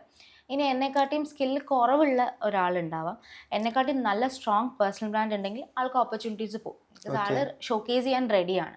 അപ്പോൾ ആ ഒരു പോയിന്റ് തന്നെയാണ്, നമ്മൾ കോമ്പറ്റീഷൻ ഉള്ളത് കൊണ്ട് ഒന്ന് സ്റ്റാൻഡ് ഔട്ട് ചെയ്ത് നിൽക്കാൻ വേണ്ടിയിട്ട് നമുക്ക് പേഴ്സണൽ ബ്രാൻഡ് ഹെൽപ്പ് ചെയ്യും. സെയിം വിത്ത് ഫൗണ്ടേഴ്സ്. അപ്പോൾ ഫ്രീലാൻസേഴ്സ് ഇതിലേക്ക് ആക്റ്റീവ് ആയിട്ടുണ്ടെങ്കിൽ അല്ലെങ്കിൽ ഒരു പേഴ്സണൽ ബ്രാൻഡ് ക്രിയേറ്റ് ചെയ്തിട്ടുണ്ടെങ്കിൽ അവർക്ക് ആവശ്യത്തിന് വർക്കുകൾ കിട്ടും എന്നാണ് അശ്വതി പറഞ്ഞത്. പിന്നെ ഉറപ്പായിട്ടും വർക്ക് കിട്ടും. ആൻഡ് അത്യാവശ്യം നമ്മൾ പേഴ്സണൽ ബ്രാൻഡ് ബിൽഡ് ചെയ്യണം, കോണ്ടന്റ് ക്രിയേറ്റ് ചെയ്യണം. അതുപോലെ ലിങ്ക്ഡിൻ യൂസ് ചെയ്തിട്ട് നമ്മൾ ഔട്ട്റീച്ചും കൂടെ ചെയ്യുകയാണെങ്കിൽ ഒരുപാട് ഓപ്പർച്യൂണിറ്റീസ് ലിങ്ക്ഡിൻ മാത്രം കിട്ടും. ഞാൻ ലിങ്ക്ഡിൻ മാത്രം യൂസ് ചെയ്യുന്ന ഒരാളാണ് വർക്ക് എടുക്കാനായിട്ട്. ലിങ്ക്ഡിൻ മാത്രമേ ഞാൻ യൂസ് ചെയ്യുന്നുള്ളൂ. ഇൻബൗണ്ട് ആയിട്ട് വരുന്നതാണെങ്കിലും ഞാൻ ഔട്ട്റീച്ച് ചെയ്യുന്നതാണെങ്കിലും ലിങ്ക്ഡിൻ മാത്രമേ യൂസ് ചെയ്യുള്ളൂ. ഒരു ഫ്രീലാൻസിങ് പ്ലാറ്റ്ഫോംസ് ഞാൻ ഇതുവരെ യൂസ് ചെയ്തിട്ടുമില്ല. അപ്പോൾ ഞാൻ കംപ്ലീറ്റ്ലി പേഴ്സണൽ ബ്രാൻഡിങ്ങിലാണ് ഡിപ്പെൻഡ് ചെയ്യുന്നത്. അപ്പോൾ ഈ ഒരു ഫ്രീലാൻസേഴ്സ് എന്ത് തരം കണ്ടന്റുകളായിരിക്കണം? അവരുടെ ടിപ്സുകളാണോ അല്ലെങ്കിൽ എക്സ്പീരിയൻസ് ആണോ? എങ്ങനെയുള്ള കണ്ടന്റുകൾ കൊടുത്തിട്ടുണ്ടെങ്കിലാണ് അവർക്ക് വർക്കുകൾ കിട്ടാൻ കൂടുതൽ സാധ്യത? നമ്മൾ ഒരു ലോങ് ടേം ആയിട്ട് നോക്കുകയാണെങ്കിൽ അതിനകത്ത് നമ്മൾ കുറച്ച് പേഴ്സണൽ സ്റ്റോറീസ് നമ്മൾ ഇൻക്ലൂഡ് ചെയ്യുക. പേഴ്സണൽ സ്റ്റോറീസ് എന്ന് പറയുമ്പോൾ നമ്മൾ ഒരുപാട് നമ്മുടെ പേഴ്സണൽ ലൈഫ് ഷെയർ ചെയ്യുക എന്നുള്ളതല്ല, അതിനെക്കാട്ടി നമ്മുടെ പ്രൊഫഷണൽ ലൈഫിൽ നമുക്ക് എന്തൊക്കെ കാര്യങ്ങളുണ്ട് അതൊക്കെ ഒന്ന് നമുക്ക് ഷോക്കേസ് ചെയ്യാം. അത് എപ്പോഴും നമുക്ക് ബൂസ്റ്റ് ചെയ്യും നമ്മുടെ പേഴ്സണൽ ബ്രാൻഡ് ബിൽഡ് ചെയ്യാൻ വേണ്ടിയിട്ട്. എപ്പോഴും ഒരു ആങ്കർ പോലെയാണ് ഈ പേഴ്സണൽ സ്റ്റോറീസ്. പിന്നെ നമുക്ക് മെയിനായിട്ട് ലീഡ് ജനറേഷന് ഹെൽപ്പ് ചെയ്യുന്നത് നമ്മുടെ സോഷ്യൽ പ്രൂഫാണ്. നമ്മൾ ഏതൊക്കെ ക്ലയൻസിൻ്റെ കൂടെ വർക്ക് ചെയ്തിട്ടുണ്ട് നമുക്ക് റിസൾട്ട്സ് കാണിക്കാം, നമ്മുടെ വർക്കിൻ്റെ റിസൾട്ട്സ് കാണിക്കാം, നമുക്ക് പോർട്ട്ഫോളിയോൻ്റെ ബിറ്റ്സ് നമുക്ക് ഷോക്കേസ് ചെയ്യാം. അത് ഇപ്പോൾ ഡിസൈനർ ആണെങ്കിൽ ഡിസൈൻ വർക്ക്സ് കാണിക്കാം, വർക്കിൻ്റെ സാമ്പിൾസ് കാണിക്കാൻ പറ്റുന്നതാണെങ്കിൽ നമുക്ക് കാണിക്കാം. ഇപ്പോൾ ഞാൻ ഗോസ്റ്റ് റൈറ്റിംഗ് ചെയ്യാറുണ്ട്. ഇപ്പോൾ ഗോസ്റ്റ് റൈറ്റിംഗ് ചെയ്യുന്ന സമയത്ത് എൻ്റെ കോണ്ടന്റ് തന്നെയാണ്, കോണ്ടന്റ് റൈറ്റിംഗ് ആണല്ലോ, അപ്പോൾ അത് തന്നെയാണ് എൻ്റെ ഒരു സാമ്പിളായിട്ട് വരുന്നത്. ഡിസൈനേഴ്സ് ആണെങ്കിൽ നിങ്ങൾക്ക് ഡിസൈൻസ് ഷോക്കേസ് ചെയ്യാം, വീഡിയോ എഡിറ്റേഴ്സ് ആണെങ്കിൽ നിങ്ങളുടെ വീഡിയോസ് ഷോക്കേസ് ചെയ്യാം. നമുക്ക് BTS കാണിക്കാം, എങ്ങനെയാണ് നമ്മുടെ ക്ലയൻറ്റ് പ്രോസസ്സ്, എങ്ങനെയാണ് നമ്മൾ എങ്ങനെ ഒരു ക്ലയൻറ്റിൻ്റെ കൂടെ വർക്ക് ചെയ്യണം, അങ്ങനത്തെ കാര്യങ്ങൾ നമുക്ക് കാണിക്കാം. കുറച്ചുകൂടെ ഒരു ട്രാൻസ്പെറൻ്റ് ആക്കാം നമുക്ക് നമ്മുടെ വർക്കിനെ കുറിച്ച്. അപ്പോൾ കൂടുതൽ ആൾക്കാർക്കും കുറച്ചുകൂടെ വിസിബിളുമാണ് നമ്മുടെ വർക്ക് എങ്ങനെയാണ് കാര്യങ്ങൾ എന്നൊക്കെ. അപ്പോൾ അവിടെ ഒരു ട്രസ്റ്റ് ബിൽഡ് ചെയ്യാൻ പറ്റുന്നുണ്ട്. ഞാനത് ചോദിക്കാൻ കാര്യം എന്ന് വെച്ചാൽ ഞാനൊരു 4 വർഷം മുമ്പ് ഒരു സോഷ്യൽ മീഡിയ ടിപ്സുകളും SEO ടിപ്സുകളൊക്കെ ഇങ്ങനെ ഷെയർ ചെയ്യുമായിരുന്നു ആ സമയങ്ങൾ. അപ്പൊ എനിക്ക് 4 വർഷത്തിന് ശേഷം ഒരു ക്ലയന്റിനെ എനിക്ക് ലിങ്ക്ഡിൻ ത്രൂ കിട്ടിയിരുന്നു. അപ്പൊ അതുകൊണ്ടാണ് ഞാൻ ചോദിച്ചത് എങ്ങനെയുള്ള ടിപ്സുകളാണോ അല്ലെങ്കിൽ ഏതാണ് കൂടുതൽ ഷെയർ ചെയ്യണം എന്ന് ചോദിച്ചത് അതുകൊണ്ടാണ്. ഇനി നമുക്ക് ലിങ്ക്ഡിനിലേക്ക് വരികയാണെങ്കിൽ നമ്മൾ ആദ്യം തന്നെ ഒരു പ്രൊഫൈൽ പിക്ചർ ആണല്ലോ, എല്ലാവർക്കും ഫസ്റ്റ് ഒരു പ്രൊഫൈൽ പിക്ചർ ഉണ്ടാകും. അപ്പൊ പല രീതിയിലുള്ള പിക്ചേഴ്സ് നമുക്ക് കാണാം, പ്രൊഫഷണലൈസ് ആയിട്ടുള്ളത് ഉണ്ടാകാം, അല്ലാത്ത രീതിയിലുള്ള ഉണ്ടാകാം. അതിലപ്പോ ലിങ്ക്ഡിനിൽ ഒരു പ്രൊഫഷണൽ എങ്ങനെയുള്ള പ്രൊഫൈൽ പിക്ചർ ആയിരിക്കണം ഇടേണ്ടത്? നമ്മൾ ലിങ്ക്ഡിനിൽ ഒരുപാട്, നമ്മൾ പണ്ടൊക്കെ ആണെങ്കിൽ ഈ ബിസിനസ് അറ്റയറിലൊക്കെ നിന്നിട്ട് ഫോട്ടോ എടുക്കണം എന്നറിയാം. ഇപ്പം അങ്ങനെയില്ല, കുറച്ചും കൂടെ അപ്രോച്ചബിൾ ആയിട്ടുള്ള ഒരു ഫോട്ടോ മതി. പക്ഷെ കുറച്ച് കാര്യങ്ങൾ നമ്മൾ അവോയ്ഡ് ചെയ്യണം. നമ്മൾ സെൽഫീസ് ഒന്നും വേണ്ട, ഓവർ കാഷ്വൽ ആയിട്ടുള്ള പിക്സ് ഒന്നും വേണ്ട. നമ്മൾ ഇൻസ്റ്റഗ്രാമിൽ ഇടുന്ന പോലത്തെ, ഇൻസ്റ്റഗ്രാം DP ഇടുന്ന പോലത്തെ പിക്ചേഴ്സ് നമുക്ക് വേണ്ട. കുറച്ചും കൂടെ നമ്മുടെ ഫേസ് കാണാം, ഹെഡ് ഷോട്ട്സ് ആയിരിക്കണം, ഫുൾ സൈസ് ഇമേജ് ഒന്നും വേണ്ട, ഗ്രൂപ്പ് പിക്സ് ഒന്നും വേണ്ട. നമ്മുടെ പ്രൊഫൈലല്ലേ, നമ്മൾ മാത്രം ഉണ്ടായാൽ മതി. കുറച്ചൊന്നും ഒരു സോളിഡ് ആയിട്ടുള്ള ബാക്ക്ഗ്രൗണ്ട് ഒക്കെ ഉണ്ടെങ്കിൽ നമ്മുടെ ഫേസ് ഒന്ന് എടുത്ത് കാണാമല്ലോ. ബിക്കോസ് പ്രൊഫൈൽ പിക്ചർ ഇമ്പോർട്ടൻ്റ് ആണ്. കാരണം നമ്മൾ എവിടെയൊക്കെ കമൻറ്റ് ചെയ്യുന്നു അല്ലെങ്കിൽ നമ്മൾ ആർക്കൊക്കെ റിക്വസ്റ്റ് അയക്കുന്നു, നമ്മുടെ പ്രൊഫൈൽ എവിടെയെങ്കിലുമൊക്കെ കാണുന്നുണ്ടെങ്കിൽ എല്ലാ സ്ഥലത്തും ഉള്ളതാണ് നമ്മുടെ പേരും പ്രൊഫൈൽ പിക്ചറും നമ്മുടെ ഹെഡ്ലൈനും എല്ലായിടത്തും ഉള്ളതാണ്. അപ്പോൾ അതൊന്ന് ഒരു അപ്രോച്ചബിൾ ആക്കുക എന്നുള്ളത്. പിന്നെ മൾട്ടിപ്പിൾ പ്ലാറ്റ്ഫോംസിൽ പേഴ്സണൽ ബ്രാൻഡ് ബിൽഡ് ചെയ്യുന്നുണ്ടെങ്കിൽ എല്ലാ പ്ലാറ്റ്ഫോംസിലും ഒരു സെയിം പിക്ചർ ആക്കുന്നത് നല്ലതായിരിക്കും. ഓഡിയൻസിനെ ഐഡന്റിഫൈ ചെയ്യാനും കുറച്ചുകൂടി എളുപ്പമായിരിക്കും. അല്ല, പല ആൾക്കാരും ഒരു ബാക്ക്ഗ്രൗണ്ടിൽ യെല്ലോ അല്ലെങ്കിൽ ഗ്രീൻ അങ്ങനെ കളർ കോമ്പിനേഷൻ ഉണ്ടോ? അതൊരു വർക്കിംഗ് ചെയ്യും? ഇല്ല, അത് ഇപ്പം നമുക്ക് ബ്രാൻഡ് ടീം ഒക്കെ ഫോളോ ചെയ്യുന്ന ആൾക്കാരാണെങ്കിൽ ഇപ്പം ബ്രാൻഡിങ്ങിന് വേണ്ടിയിട്ട് ഇപ്പോൾ ഫൗണ്ടേഴ്സ് ഒക്കെ അവരുടെ കമ്പനി ബ്രാൻഡിങ് തന്നെ ഫോളോ ചെയ്യാറുണ്ട്. ഇപ്പോൾ ബ്രാൻഡ് ടീം ഒക്കെ ഓൾറെഡി ഉണ്ടെങ്കിൽ ആ ഒരു കളറിൽ അവരുടെ ലോഗോ കളറായിരിക്കും ചെയ്യാം. അങ്ങനെ ചെയ്യാം. കുറച്ചും കൂടെ അവരുടെ കമ്പനി ബ്രാൻഡിങ്ങുമായിട്ട് കുറച്ചുകൂടെ സിമിലർ ആയിട്ട് തോന്നുമല്ലോ, ഒരു പെട്ടെന്ന് ഐഡന്റിഫൈ ചെയ്യാനും ഒക്കെ ആയിട്ട് അങ്ങനെ യൂസ് ചെയ്യാം. പിന്നെ ഇപ്പൊ എംപ്ലോയി ബ്രാൻഡിങ്ങിന്റെ ഭാഗമായിട്ട് ചില കമ്പനീസും അത് ചെയ്യുന്നുണ്ട്. എല്ലാ എംപ്ലോയീസിനും സെയിം കളർ കോഡ് കൊടുക്കുന്നുണ്ട്. നല്ലതാണ്, പെട്ടെന്ന് ഐഡന്റിഫൈ ചെയ്യാനും ആ കമ്പനിക്കും ഹെൽപ്ഫുൾ ആണ്. പിന്നെ വേറെ ചോദ്യം എന്ന് വെച്ചാൽ ഈ നമ്മൾ ലിങ്ക്ഡിനിലെ ഇതുണ്ടല്ലോ പ്രൊഫൈൽ പിക്ചർ, അത് സ്ഥിരമായിട്ട് അല്ലെങ്കിൽ ഫ്രീക്വന്റ്ലി മാറ്റുന്നതുകൊണ്ട് എന്തെങ്കിലും പ്രശ്നമുണ്ടോ അല്ലെങ്കിൽ സ്ഥിരമായിട്ട് ഒരു പിക്ചർ ആയിരിക്കണം എന്ന് നിർബന്ധമുണ്ടോ? ഞാൻ എപ്പോഴും സജസ്റ്റ് ചെയ്യുന്നത് ഒരു 1 to 2 years കൂടുന്ന സമയത്ത് മാറ്റിയാൽ മതിയാവും. നമ്മൾ ഫ്രീക്വന്റ് ആയിട്ട് മാറ്റിയാലും ഓഡിയൻസിന് പെട്ടെന്ന് നമ്മളെ കണ്ടുപിടിക്കാനോ അല്ലെങ്കിൽ എന്തെങ്കിലും ഒരു പെട്ടെന്നൊരു ചേഞ്ച് വരികയല്ലേ, അപ്പോൾ ഒരു ചിലൊരു ഡിഫറൻസ് അവർക്കും തോന്നും. നമ്മൾ പെട്ടെന്ന് നമ്മുടെ പോസ്റ്റ് കണ്ടിട്ട് ചിലപ്പോൾ മനസ്സിലാവാണ്ടോ അങ്ങനെയൊക്കെ ഉണ്ടാവും. അതുകൊണ്ട് ഫ്രീക്വന്റ് ആയിട്ട് ചേഞ്ച് ചെയ്യേണ്ട ആവശ്യമില്ല, പക്ഷെ എന്നാലും നമ്മൾ അപ്ഡേറ്റ് ചെയ്യണം. പക്ഷെ ഈ ഒരു പേരിലാണോ ഐഡന്റിഫൈ ചെയ്യുന്നത് അല്ലെങ്കിൽ ഈ ഒരു പ്രൊഫൈൽ പിക്ചറിലാണോ കൂടുതലായിട്ട്? രണ്ടുമുണ്ട്. നമ്മൾ ഈ പ്രൊഫൈൽ പിക്ചർ സ്ഥിരമായിട്ട് കാണുമ്പോൾ നമുക്ക് പിക്ചർ കാണുമ്പോൾ തന്നെ നമുക്ക് പെട്ടെന്ന് എവിടെയായാലും നമ്മൾ ഐഡന്റിഫൈ ചെയ്യും. അല്ലെങ്കിൽ പിക്ചറിന്റെ ബാക്ക്ഗ്രൗണ്ട് കളർ ആയിരിക്കും, അല്ലെങ്കിൽ പിക്ചറിൽ നമ്മൾ ഇട്ടേക്കുന്ന അറ്റയർ ആയിരിക്കും. പെട്ടെന്ന് അതൊരു ഐഡന്റിഫിക്കേഷൻ ആണത്.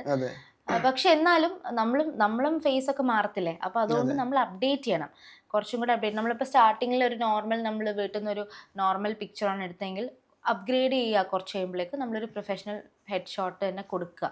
നമ്മൾ കുറച്ചും കൂടെ കോൺഗ്രിഗേഷനൊക്കെ നമ്മൾ കുറച്ചുകൂടി സീരിയസ് ആയിട്ട് എടുക്കുകയാണെങ്കിൽ അത് നല്ലതായിരിക്കും. പ്രൊഫൈൽ പിക്ചർ ലോഗോ ആണെന്നാണ് പറയുന്നത് അല്ലേ? ആണ്.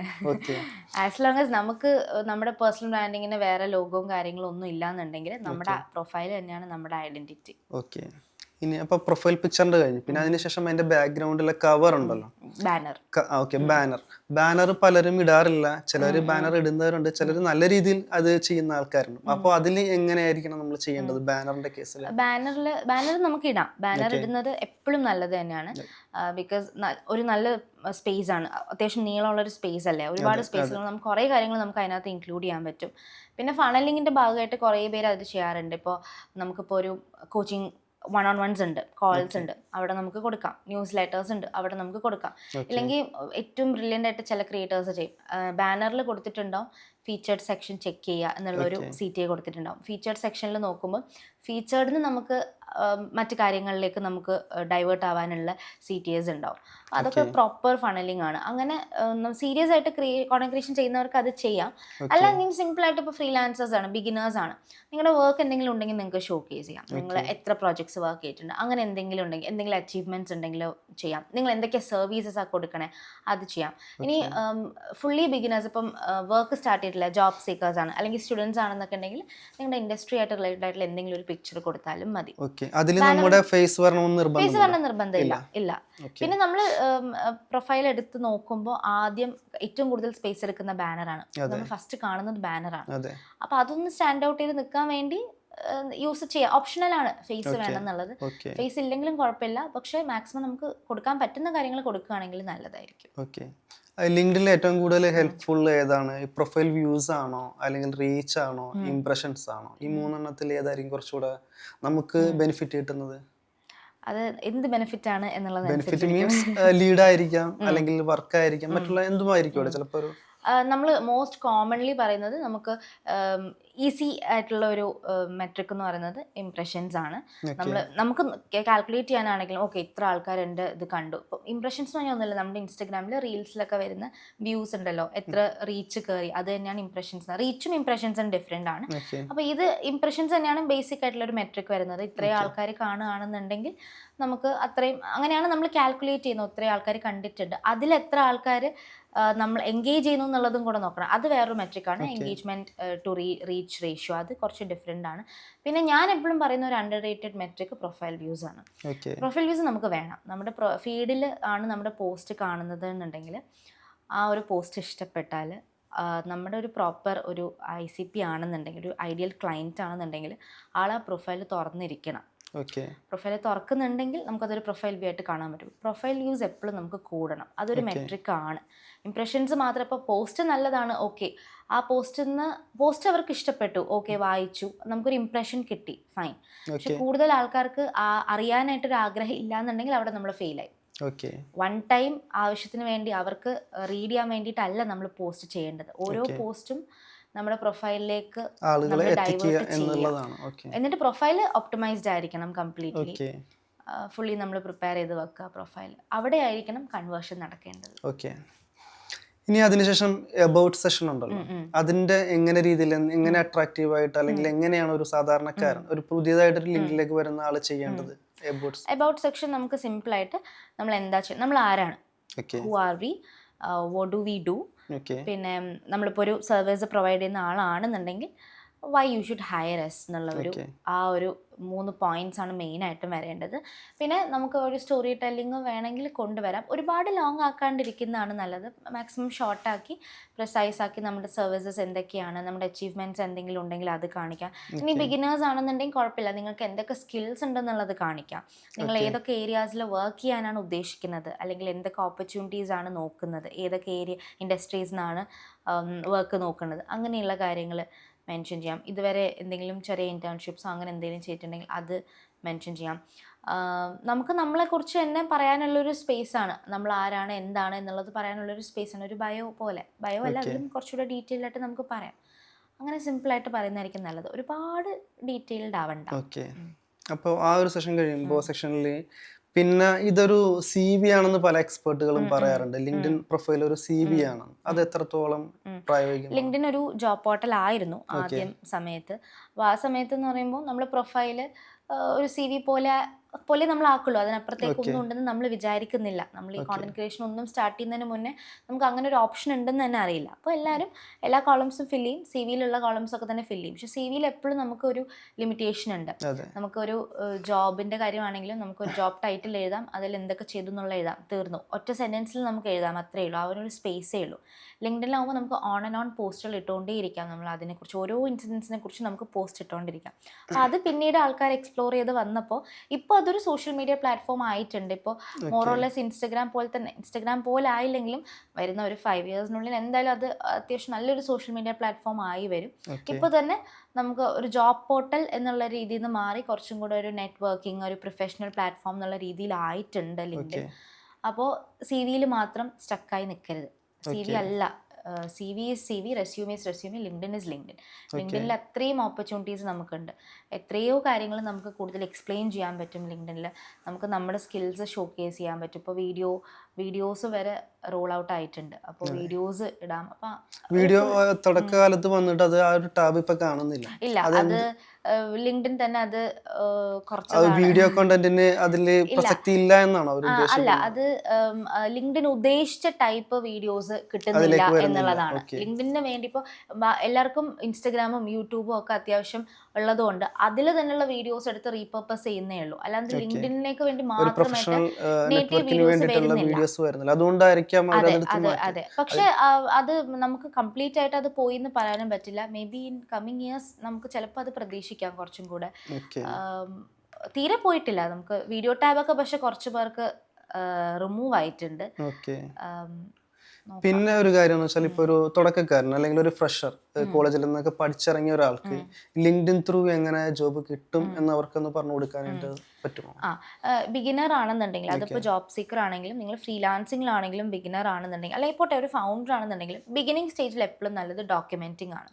ഇപ്പോൾ സ്റ്റുഡൻസ് അല്ലേ ചോദിച്ചാൽ, സ്റ്റുഡൻസ് ആണെന്നുണ്ടെങ്കിൽ പഠിക്കുന്ന സമയത്ത് തന്നെ, നിങ്ങൾ കോളേജിൽ പഠിക്കുന്ന സമയത്ത് തന്നെ നിങ്ങളുടെ പഠിക്കുന്ന പ്രൊജക്റ്റ് ആയിട്ട് അല്ലെ പഠിക്കുന്ന റിലേറ്റഡ് ആയിട്ടുള്ള കാര്യങ്ങൾ അതിനെക്കുറിച്ചൊന്ന് ഡോക്യുമെൻ്റ് ചെയ്യുക. ഇപ്പോൾ സപ്പോസ് ഒരു പ്രൊജക്റ്റ് ചെയ്തു, സോ മേ ബി അവർക്ക് അതെങ്ങനെ ചെയ്തു എന്നോ, അല്ലെങ്കിൽ അതിൻ്റെ ടീം വർക്ക് എങ്ങനെയായിരുന്നു എന്നോ, അങ്ങനെയൊക്കെയുള്ള ജനറൽ ആയിട്ടുള്ള കാര്യങ്ങൾ എഴുതാം, അതിനെക്കുറിച്ച് പോസ്റ്റ് ചെയ്യാം. അല്ലെങ്കിൽ ഇനി ഡീറ്റെയിൽഡ് ആയിട്ട് ആ ഇൻഡസ്ട്രി, ഇപ്പോൾ ഏതെങ്കിലും ഇപ്പോൾ സിവിൽ എഞ്ചിനീയറിംഗ് ആണ്, അതിനെക്കുറിച്ച് തന്നെ നമുക്ക് വേണമെങ്കിൽ ഒരു പോസ്റ്റ് ചെയ്യാം. എന്തായിരുന്നു നമ്മൾ ആ പ്രൊജക്റ്റ് ചെയ്തത്, കാര്യങ്ങൾ എഴുതാം. ഇൻഡസ്ട്രീനെ കുറിച്ചുള്ള ഒരു കാര്യം തന്നെ അല്ലേ, അത് എഴുതാം. അത് എപ്പോഴും അത് പോസ്റ്റായിട്ട് തന്നെ കിടക്കുമല്ലോ. അങ്ങനെ ഡോക്യുമെന്റ് ചെയ്യുക നമ്മുടെ ഓരോരോ കാര്യങ്ങൾ, നമ്മൾ പ്രൊഫഷണലി നമ്മളെ ഹെൽപ്പ് ചെയ്ത കാര്യങ്ങൾ, ഇതൊക്കെ പ്രോപ്പറായിട്ട് ഡോക്യുമെന്റ് ചെയ്യുക. അതെങ്ങനെ റൈറ്റ് ആയിട്ടുള്ള HR റിക്രൂട്ടേഴ്സിനോ അല്ലെങ്കിൽ പ്ലേസ്മെന്റ് ഓഫീസർക്കോ എങ്ങനെയാണ് അത് എത്തുക? നമ്മൾ കൺസിസ്റ്റന്റ് ആയിട്ട് പോസ്റ്റ് ചെയ്യുക. പിന്നെ അത് നമ്മുടെ കണക്ഷൻസ് അനുസരിച്ചിരിക്കും. പോസ്റ്റിംഗ് മാത്രമല്ല, പോസ്റ്റിംഗ് ഒരു ചെറിയ കാര്യം മാത്രമാണ്. പോസ്റ്റിംഗ് അല്ലാണ്ട് നമ്മൾ കണക്ഷൻസ് ബിൽഡ് ചെയ്യുക. നമ്മുടെ ഈ പോസ്റ്റ് കാണുന്ന ആൾക്കാർ ആ ഒരു സർക്കിളിൽ റിക്രൂട്ടേഴ്സ് ഉണ്ടാവണം, HRs ഉണ്ടാവണം, അല്ല ഇനി നമ്മൾ ഈ ഇൻഡസ്ട്രിയിലുള്ള എക്സ്പേർട്സ് ഉണ്ടാവണം. നമ്മൾ ഏതെങ്കിലും കമ്പനീസിനെ ടാർഗറ്റ് ചെയ്യുന്നുണ്ടെങ്കിൽ ആ കമ്പനീസിലുള്ള ആൾക്കാരുണ്ടാവണം, ആ ഇൻഡസ്ട്രിയിലുള്ള ആൾക്കാരുണ്ടാവണം, നീഷിലുള്ള ആൾക്കാരുണ്ടാവണം. അങ്ങനെയുള്ള ആളുകളെ നോക്കി നമ്മൾ കണക്ഷൻസ് ബിൽഡ് ചെയ്യുക. അപ്പം നമ്മൾ പിന്നെ പോസ്റ്റ് ചെയ്യുന്ന സമയത്ത് അവർക്ക് ഫസ്റ്റ് ഡിഗ്രി ആയതുകൊണ്ട് തന്നെ അവർക്ക് ആദ്യം കാണാൻ പറ്റും. അങ്ങനെ. ഓക്കെ, ജോബ് സീക്കേഴ്സ് അങ്ങനെ ഇപ്പോൾ പേഴ്സണൽ ബ്രാൻഡിങ് എക്സ്പേർട്ടുകൾ അല്ലെങ്കിൽ ആ സർവീസ് കൊടുക്കുന്നവരാണെങ്കിൽ ടാർഗറ്റ് ചെയ്യേണ്ടത് ഫൗണ്ടേഴ്സ് അങ്ങനെയുള്ള ഏത് ഏരിയ ആണെന്നുണ്ടെങ്കിലും നിങ്ങളുടെ ICP ആരാണ്, നിങ്ങൾ ടാർഗറ്റ് ചെയ്യുന്ന ഓഡിയൻസ് പ്രോപ്പറായിട്ട് ആരാണ്, ക്ലയൻസ് ആരാണ്, അവരെ ഇതുപോലെ കണക്ഷൻ നമ്മൾ ആഡ് ചെയ്യുക. അപ്പോൾ നമുക്കൊരു ഗ്യാരണ്ടിയാണ് അവരെന്തായാലും കാണുന്നുണ്ട് എന്നുള്ളത്. പിന്നെ നമ്മൾ എൻഗേജ്മെൻറ്റ് ചെയ്യാം.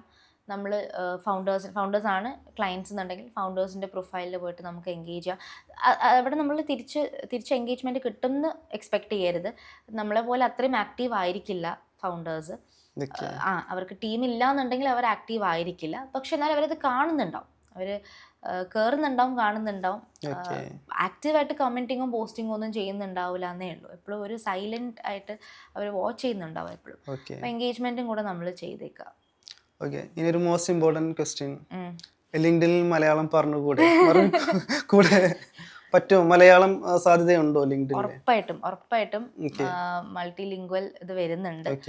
പിന്നെ നമ്മൾ തന്നെ അന്ന് കമ്മ്യൂണിറ്റിന്റെ ഇവന്റ് മീറ്റപ്പ് ഒക്കെ കഴിഞ്ഞതിന് ശേഷം ഒരുപാട് പേര്, അർഷദാണ് സ്റ്റാർട്ട് ചെയ്തത് മലയാളത്തിൽ അല്ല, ഞാനല്ല സ്റ്റാർട്ട് ചെയ്തത്, അതിനു മുമ്പും വർഷങ്ങൾക്ക് മുമ്പ് ചെയ്യുന്ന ആളുകളുണ്ടായി. നമ്മളൊരു പ്ലാറ്റ്ഫോം ബിൽഡ് ചെയ്തു, അല്ലെങ്കിൽ അവരെ ഒരുമിച്ച് കൂട്ടി എന്ന് മാത്രമേ. ഇപ്പൊ ഒരു പെട്ടെന്ന് ഒരു സഡൻ സർജ് വന്നത് ഞാൻ സ്ഥിരമായിട്ട് മലയാളത്തിൽ തന്നെയാണ്. അത് ഒരുപാട് പേർക്ക് മോട്ടിവേഷൻ ആവുന്നുണ്ട്. കാരണം അതിനുശേഷം ഒരുപാട് പേര് മലയാളത്തിൽ പോസ്റ്റ് ചെയ്യുന്നത് ഞാനും കാണുന്നുണ്ട്. എനിക്ക് ഫീൽഡിൽ വരുന്നുണ്ട് ഒരുപാട് പേര്.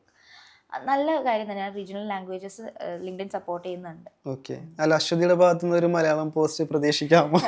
എനിക്ക് പ്രതീക്ഷിക്കാം, എന്തായാലും പ്രതീക്ഷിക്കാം. ഒരു ചെറിയൊരു സ്റ്റാർട്ടിങ് ട്രബിളേ ഉള്ളൂ.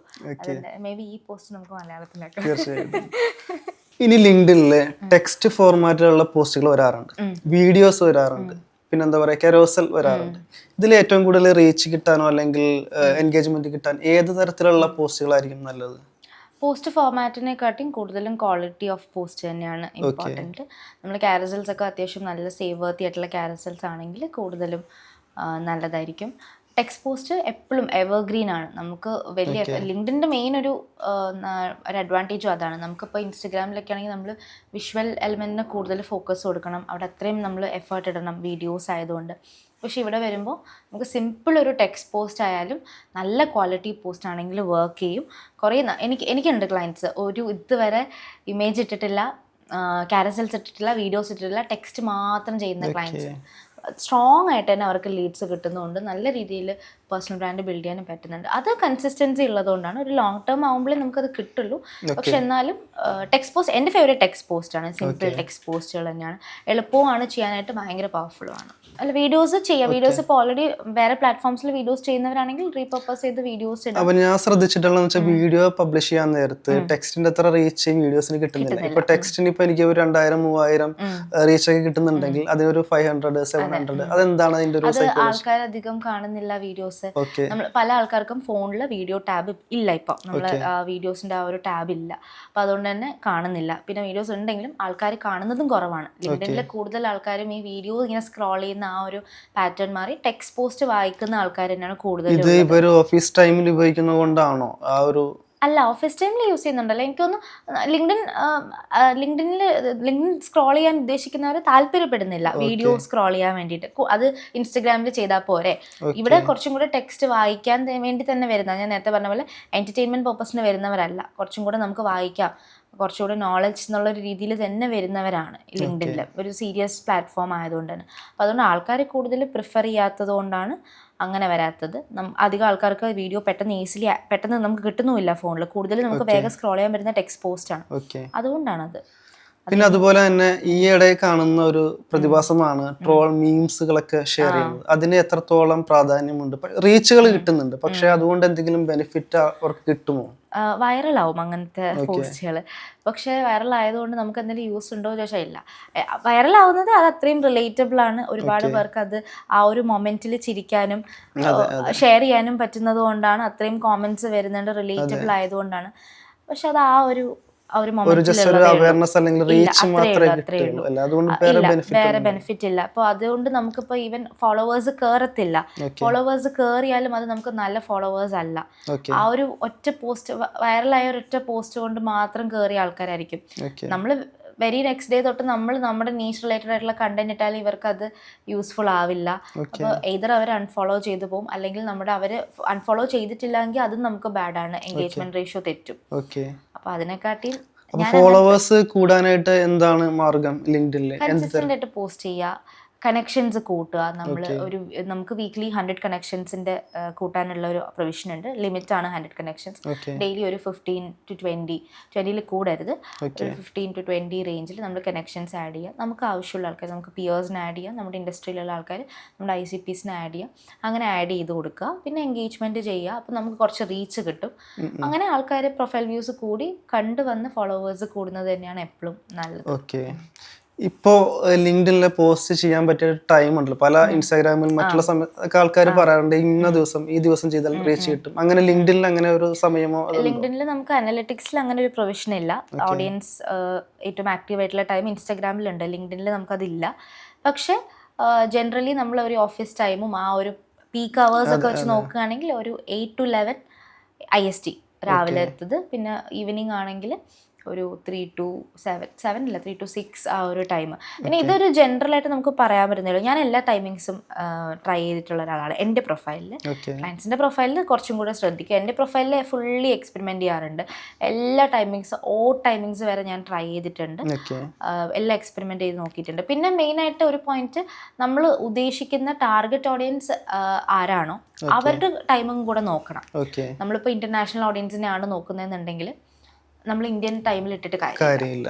അപ്പോൾ ആ ഒരു ടൈമും കൂടെ ഒന്ന് ചെക്ക് ചെയ്തിട്ട് വേണം ഇടാനായിട്ട്. അല്ല, ഏത് ദിവസങ്ങളിലായിരിക്കും സാധാരണ പല എക്സ്പെർട്ടുകളും പറയാറുള്ളത് മൺഡേ ഇട്ട് കഴിഞ്ഞാൽ കുറച്ചധികം റീച്ച്?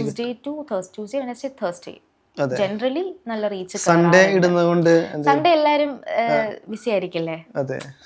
പക്ഷെ പല ആൾക്കാരും പറഞ്ഞിട്ടുണ്ട് ചിലവരുടെ പോസ്റ്റുകൾ ഏറ്റവും കൂടുതൽ എൻഗേജ്മെന്റ് കയറിയതൊക്കെ സൺഡേ ആണെന്ന് പറഞ്ഞിട്ടുണ്ട് പല ആളുകളും. അത് it depends on profile also. പ്രൊഫൈലും നോക്കും. പക്ഷെ എന്നാലും ജനറൽ ആയിട്ട് നമുക്ക് പറയാനാണെങ്കിൽ സൺഡേസ് ഒക്കെ കുറച്ച് കുറവാണ്. എനിക്ക് വെനസ്ഡേസ് ആണ് ഏറ്റവും കൂടുതൽ വർക്ക് ചെയ്യുന്നത്. ഓക്കെ. വെനസ്ഡേസ് എല്ലാവരും ശ്രമിക്കുക. പിന്നെ ഉള്ളതെന്ന് വെച്ചാല് ഹാഷ് ടാഗ്സ് ഉണ്ടല്ലോ, അത് ഇപ്പോഴും വർക്കിംഗ് ആണോ ലിങ്ക്ഡിനിൽ? Hashtags working.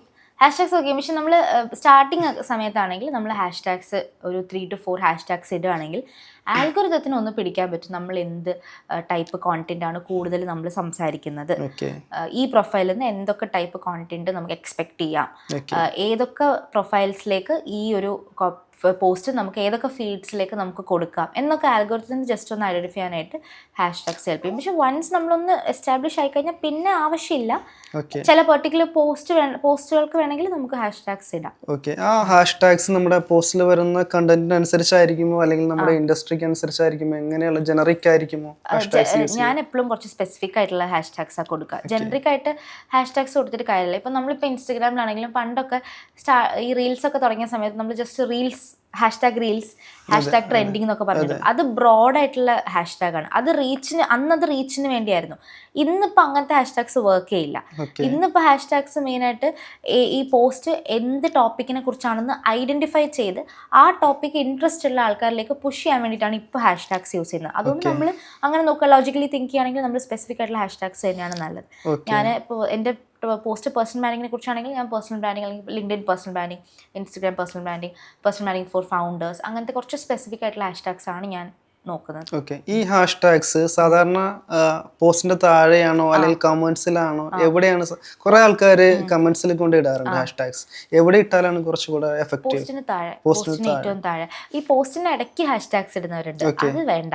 അത് ഹാഷ്ടാഗ്സ് അതൊരു സ്പാമി ബിഹേവിയർ ആണ്. അതേപോലെ തന്നെ ബോൾഡ് ആയിട്ട് ഇടുന്ന ആൾക്കാരും അതൊന്നും വേണ്ട. അത് സിമ്പിൾ ടെക്സ്റ്റ് ആണ് ഏറ്റവും നല്ലത്. ഞാൻ പറയുന്നത് ഇമോജീസ് പോലും ശരിക്കും ആവശ്യമില്ല.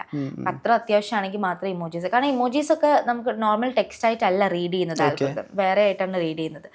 അപ്പോൾ അതിനെക്കാട്ടി ഏറ്റവും നല്ലത് നമ്മൾ സിമ്പിൾ, ഈ ബോൾഡ് ഇറ്റാലിക്സ് ഒന്നും വേണ്ട, സിമ്പിൾ ആയിട്ടുള്ള നോർമൽ ടെക്സ്റ്റ് മാത്രമാണ് ഏറ്റവും നല്ലത്. ഓക്കെ.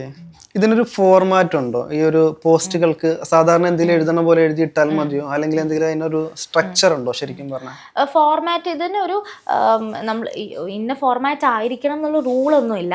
പക്ഷെ എന്നാലും നമ്മളാണെങ്കിലും ഇപ്പോൾ ഒരു വലിയ എത്ര ക്വാളിറ്റി ആയിട്ടുള്ള പോസ്റ്റാണ്, എത്ര ക്വാളിറ്റി ആയിട്ടുള്ള മെസ്സേജ് ആണെങ്കിലും ഒരു വലിയ പാരഗ്രാഫ് ഇങ്ങനെ അടുക്കി വെച്ചത് കാണുമ്പോൾ നമുക്ക് വായിക്കാൻ പോലും തോന്നില്ല. അപ്പോൾ റീഡബിലിറ്റിക്ക് വേണ്ടിയിട്ട്, പെട്ടെന്നൊന്ന് സ്കിം ചെയ്യാൻ വേണ്ടിയിട്ട്, ആൾക്കാർക്ക് വേഗം ഒന്ന് മനസ്സിലാവാൻ വേണ്ടിയിട്ട് നമ്മൾ കുറച്ച് സ്പേസിംഗ് ഒക്കെ കൊടുക്കാം. ആ ഒരു സ്ട്രക്ചറിങ് നമുക്ക് കൊടുക്കാം. പിന്നെ സിമ്പിൾ ആയിട്ടുള്ള ലാംഗ്വേജ് യൂസ് ചെയ്യുന്നത്. ലിങ്ക്ഡിനിൽ എപ്പോഴും ഒരു കോർപ്പറേറ്റ് ടോൺ എപ്പോഴും ഇങ്ങനെ ആൾക്കാർ പുഷ് ചെയ്യും. അതിന്റെ ആവശ്യമില്ല ശരിക്കും. അത്ര ജാർഗണ്ട് ആവശ്യമില്ല, കുറച്ച് സിമ്പിൾ ആയിട്ടുള്ള വേർഡ്സിൽ എല്ലാവർക്കും മനസ്സിലാകുന്ന രീതിയിൽ, അല്ലെങ്കിൽ പോട്ടെ നമ്മുടെ ടാർഗറ്റ് ഓഡിയൻസിനെങ്കിലും മനസ്സിലാകുന്ന രീതിയിലുള്ള സിമ്പിൾ ആയിട്ടുള്ള ലാംഗ്വേജ് യൂസ് ചെയ്താൽ മതിയാവും. നമ്മൾ ഇംഗ്ലീഷ് കാണിക്കേണ്ടല്ല, നമ്മൾ പറയാൻ ഉദ്ദേശിക്കുന്ന മെസ്സേജ് പ്രോപ്പറായിട്ട് കൺവേ ചെയ്യുക എന്നുള്ളതേ ഉള്ളൂ.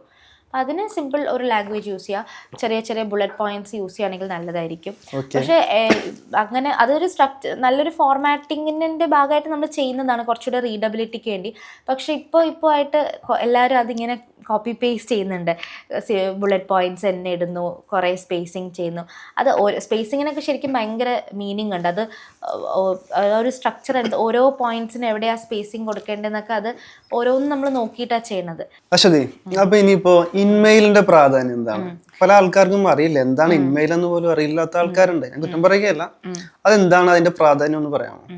ഇൻമെയിൽ എന്ന് പറഞ്ഞാൽ നമുക്ക് ഇപ്പോൾ പ്രീമിയം വേർഷനിൽ എല്ലാവരുടെ പ്രൊഫൈലിലും നമുക്ക് മെസ്സേജ് അയക്കാനുള്ള ഒരു ഓപ്ഷൻ ഉണ്ടാവില്ല. നമുക്ക് ചില ആൾക്കാർ പ്രൊഫൈല് എല്ലാവരും എനിക്ക് മെസ്സേജ് അയക്കണ്ട എന്നുള്ളൊരു സെറ്റിങ്സ് ആയിരിക്കും ചെയ്ത് വെച്ചിട്ടുണ്ടാവുക. അപ്പം അങ്ങനെയുള്ള സമയത്ത് നമുക്കിപ്പോൾ ഡിസിഷൻ മേക്കേഴ്സ് ഒക്കെ അങ്ങനെ ചെയ്തിട്ടുണ്ടെങ്കിൽ നമുക്ക് അവരെ കോൺടാക്ട് ചെയ്യാനായിട്ടൊക്കെ കുറച്ച് ബുദ്ധിമുട്ടായിരിക്കും, നമ്മൾ കണക്റ്റഡ് അല്ല എന്നുണ്ടെങ്കിൽ. അപ്പോൾ ആദ്യം നമ്മൾ കണക്ഷൻ റിക്വസ്റ്റ് നമ്മൾ ട്രൈ ചെയ്ത് നോക്കുക. കണക്ഷൻ റിക്വസ്റ്റ് നമുക്ക് അക്സെപ്റ്റ് ആയിട്ടില്ല എന്നുണ്ടെങ്കിൽ നമുക്ക് യൂസ് ചെയ്യാൻ പറ്റുന്നതാണ് ഇൻമെയിൽ. അല്ലെങ്കിൽ നമുക്ക് കുറച്ചൊരു സ്പീഡിൽ നമുക്ക് മെസ്സേജ് അയക്കണം, ഈവൻ ദോ നമ്മൾ കണക്റ്റഡ് അല്ല എങ്കിലും നമുക്ക് മെസ്സേജ് അയക്കണമെങ്കിൽ ഇൻമെയിൽ ഓപ്ഷൻ നമുക്കുണ്ട്. പ്രീമിയം ഓപ്ഷനാണ്, പ്രീമിയം എടുത്താലേ കിട്ടുള്ളൂ. നമുക്ക് 200 ഇൻമെയിലിൻ്റെ ഓപ്ഷൻ ഉണ്ട്.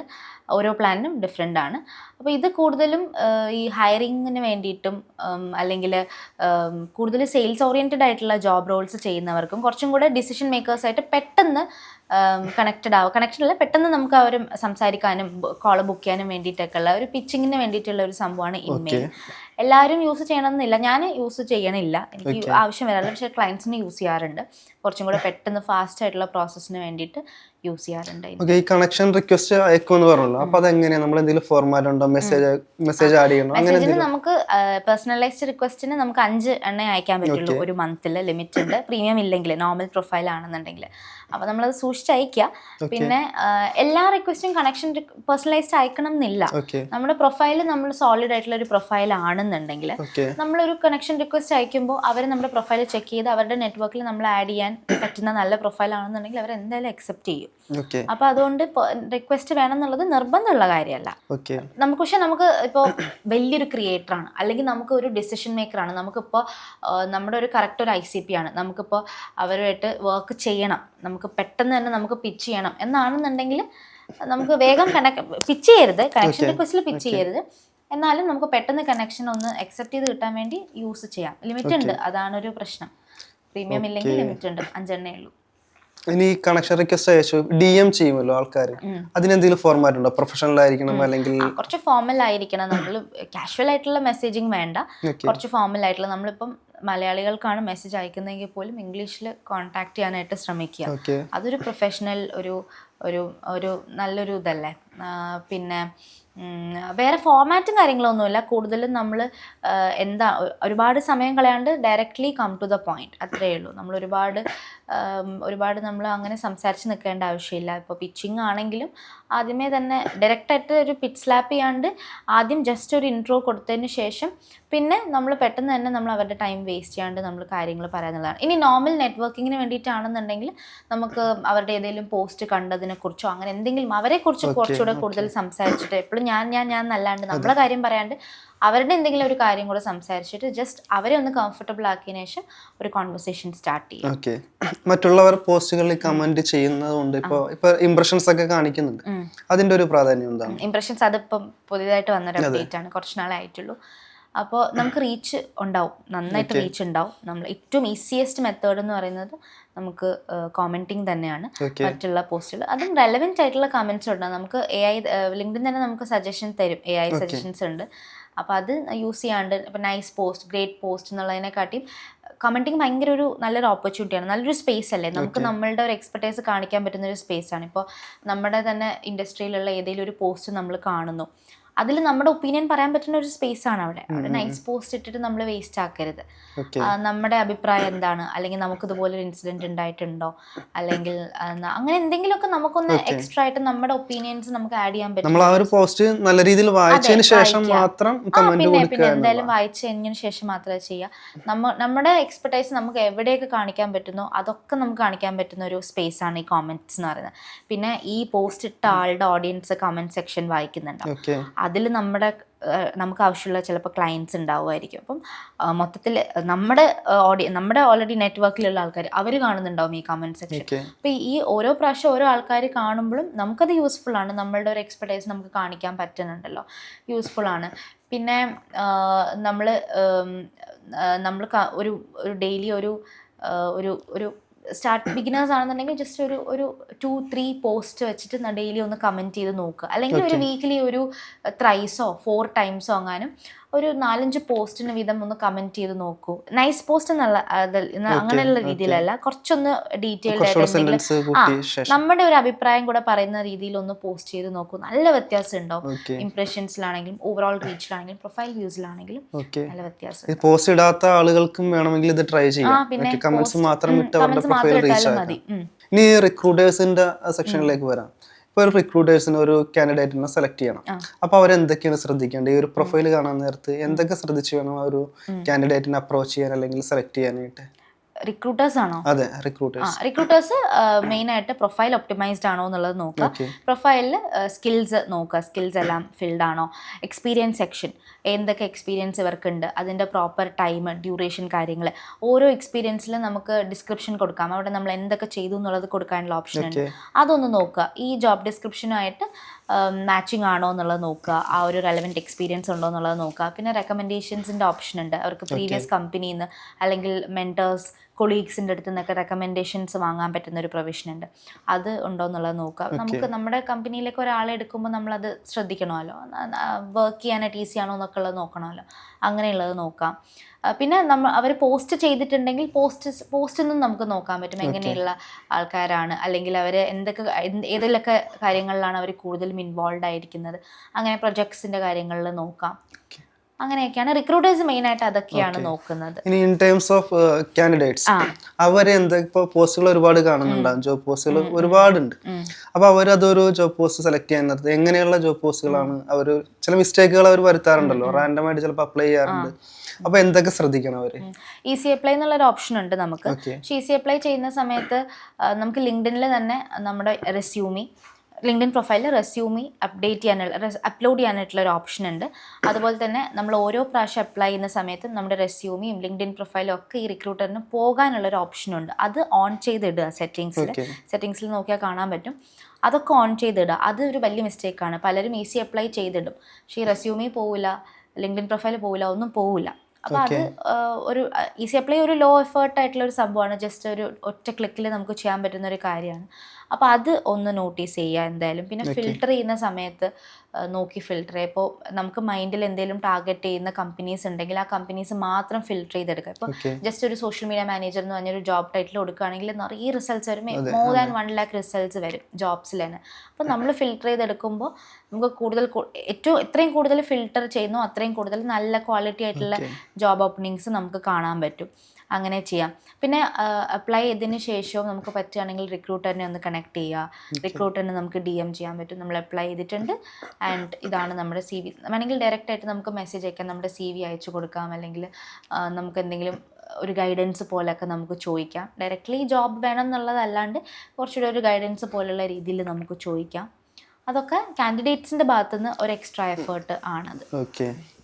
നേരത്തെ ഒരു ക്രിയേറ്റർ മോഡ് എന്നുള്ള ഓപ്ഷൻ ഉണ്ടായിരുന്നു, പക്ഷെ ഇപ്പൊ കാണുന്നില്ല ഈയിടെയായിട്ട്. അതാക്കുന്നതുകൊണ്ട് എന്താണ് ഒരു മെച്ചമുണ്ട്? അത് നമുക്ക് പണ്ടത് ആയിരുന്നത് കുറെ ആൾക്കാർ ഇപ്പൊ ക്രിയേറ്റർ മോഡിൽ നമുക്ക് ശരിക്കും ഈ live option, audio event, live event, പിന്നെ ന്യൂസ് ലെറ്റർ ഓപ്ഷൻ, ഇതൊക്കെയാണ് ക്രിയേറ്റർ മോഡിൽ ഉണ്ടാവുക. നമ്മുടെ ഫോളോ ബട്ടൺ ആയിരിക്കും പ്രൈമറി ബട്ടൺ, ഇതൊക്കെയാണ് ഓട്ടോമാറ്റിക്കലി ക്രിയേറ്റർ മോഡിൽ നമുക്ക് കിട്ടുക. പണ്ടുണ്ടായിരുന്നു, ഇപ്പോൾ ഒരു 1 year ആയി അത് പോയിട്ട്. ഇപ്പോൾ അത് മെയിനായിട്ടെന്ന് വെച്ചാൽ എല്ലാവർക്കും ആ ഒരു സെറ്റിങ്സ് കിട്ടട്ടെ, എല്ലാവർക്കും ലൈവ് ആക്സസിബിൾ ആവട്ടെ, കൂടുതൽ ക്രിയേറ്റേഴ്സ് വരട്ടെ, പ്ലാറ്റ്ഫോമിൽ ആക്റ്റീവ് ആവട്ടെ എന്ന് വിചാരിച്ചിട്ടാണ് ലിങ്ക്ഡിൻ അത് ചെയ്തത്. അതൊരു നല്ല കാര്യമായിട്ട് തന്നെയാണ് എനിക്ക് തോന്നുന്നത്. എല്ലാവർക്കും അവൈലബിൾ ആണല്ലോ, ലൈവ് ആണെങ്കിലും ഇവന്റ്. ഓഡിയോ ഇവന്റ് ഇപ്പം ഇല്ല, ഓഡിയോ ഇവന്റും പോയി, ലൈവ് മാത്രമേ ഉള്ളൂ ഇപ്പോൾ. അപ്പോൾ എല്ലാവർക്കും ആക്സസിബിൾ ആവാൻ വേണ്ടിയിട്ടാണ് അത് ചെയ്തത്. പണ്ടത് നല്ലതായിരുന്നു, നമ്മളൊരു ക്രിയേറ്റർ ഡിഫറൻഷിയേറ്റ് ചെയ്യാൻ പറ്റുമായിരുന്നു. ക്രിയേറ്റർ ആണോ അതൊരു പേഴ്സണൽ പ്രൊഫൈലാണോ? നമ്മൾ ഇൻസ്റ്റഗ്രാമിൽ പബ്ലിക് പ്രൊഫൈൽ, പേഴ്സണൽ പ്രൊഫൈൽ പോലെ തന്നെ ക്രിയേറ്റർ പ്രൊഫൈൽ, ബിസിനസ് പ്രൊഫൈൽ ഉണ്ടല്ലോ നമുക്ക് ഇൻസ്റ്റഗ്രാമിൽ, ക്രിയേറ്റർ പ്രൊഫൈൽ അതുപോലെ തന്നെയുള്ളൂ. കുറച്ച് എക്സ്ട്രാ ഫീച്ചേഴ്സ് ഉണ്ട്, അനലിറ്റിക്സ് കുറച്ചും കൂടി ഡീറ്റെയിൽഡ് ആയിട്ട് കാണാൻ പറ്റും, അങ്ങനെയുള്ള കാര്യങ്ങളേ ഉള്ളൂ. ഇപ്പൊ പിന്നെ എല്ലാവർക്കും ഉണ്ട്, എല്ലാവർക്കും ഉള്ളത് നല്ലത് തന്നെയാണ്. ഓക്കെ, ഈ ലൈവ് ഇവന്റ് പറഞ്ഞല്ലോ, അപ്പൊ ലൈവ് നമുക്ക് ഫോണിലാണോ അല്ലെങ്കിൽ മറ്റുള്ള ബ്രൗസർ? നോർമൽ നമുക്ക് ഫോണിൽ ചെയ്യാൻ പറ്റും ലൈവ് ഇവന്റ്സ്, അല്ല നമുക്ക് ഇനി സൂമിലൊക്കെ കണക്ട് ചെയ്യാനും പറ്റും, അങ്ങനെയും പറ്റും. ഈ ലിങ്ക്ഡിനിലെ കൺസിസ്റ്റൻസി എന്ന് പറയുന്ന ഒരു സംഭവം ഉണ്ടല്ലോ, അതിന് എത്രത്തോളം പ്രാധാന്യമുണ്ട്? ഒരുപാട് പ്രാധാന്യമുണ്ട്, അതിനാണ് ഏറ്റവും പ്രാധാന്യമുള്ളത്. നമ്മൾ കൺസിസ്റ്റൻ്റ് ആയിട്ട് പോകുമ്പോഴേ നമ്മൾ കുറേ കാര്യങ്ങൾ പഠിക്കുള്ളൂ. അതൊരു ഗ്രോത്ത് പെർസ്പെക്റ്റീവിൽ പറയുകയാണെങ്കിൽ അങ്ങനെ. അല്ലെങ്കിലും നമ്മൾ ആൽഗോരിതത്തിനെയും നമ്മൾ ഫീഡ് ചെയ്യണമെങ്കിൽ കൺസിസ്റ്റൻസി വേണം. നമ്മൾ once in a while post ചെയ്തിട്ട് പോവുകയാണെങ്കിൽ പറ്റില്ല. പക്ഷെ നമ്മൾ ഫ്രീക്വൻസി അല്ല കൺസിസ്റ്റൻസി, നമ്മൾ ഒരു ഡെയിലി പോസ്റ്റിങ്ങോ അല്ലെങ്കിൽ വീക്ക്ലി 6, 7, 5 പോസ്റ്റ് അതൊന്നല്ല. ഒരു പ്രാവശ്യമാണെങ്കിലും അല്ലെങ്കിൽ 2 പ്രാവശ്യമാണെങ്കിലും എല്ലാ വീക്കും ആ 2 പ്രാവശ്യം 2 ദിവസം പോസ്റ്റ് ചെയ്യുക. അതാണ് സെയിം ടൈം വേണമെന്നില്ല, പക്ഷെ സെയിം ഡേ ആവുകയാണെങ്കിൽ നല്ലത്. അതെന്താണെന്ന് വെച്ചാൽ ആ സെയിം ഇന്റർവെൽ ആണെങ്കിൽ നല്ലത്. ആദ്യത്തെ ഒരാഴ്ച, ആദ്യത്തെ ദിവസം ഫസ്റ്റ് വീക്ക് ഇപ്പോൾ 2 അടുപ്പിച്ചുള്ള ദിവസങ്ങൾ ഇട്ടിട്ട് നെക്സ്റ്റ് വീക്ക് ഫാറായിട്ടുള്ള ദിവസങ്ങൾ ഇടുന്നതിനെക്കാട്ടിയും ഒരു ഈക്വൽ ഗ്യാപ്പ് വരികയാണെങ്കിൽ നല്ലതായിരിക്കും.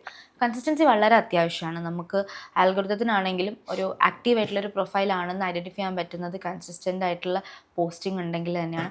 ഓഡിയൻസിനും ഹെൽപ്ഫുള്ളാണ്. നമ്മൾ കൺസിസ്റ്റൻ്റ് ആയിട്ട് നമ്മളെ കാണുന്നുണ്ടെങ്കിൽ അവർക്കും നമ്മളെ മറക്കില്ല, നമ്മൾ പെട്ടെന്ന് അവരുടെ മൈൻഡിലും നമുക്ക് രജിസ്റ്റർ ആവാൻ പറ്റും.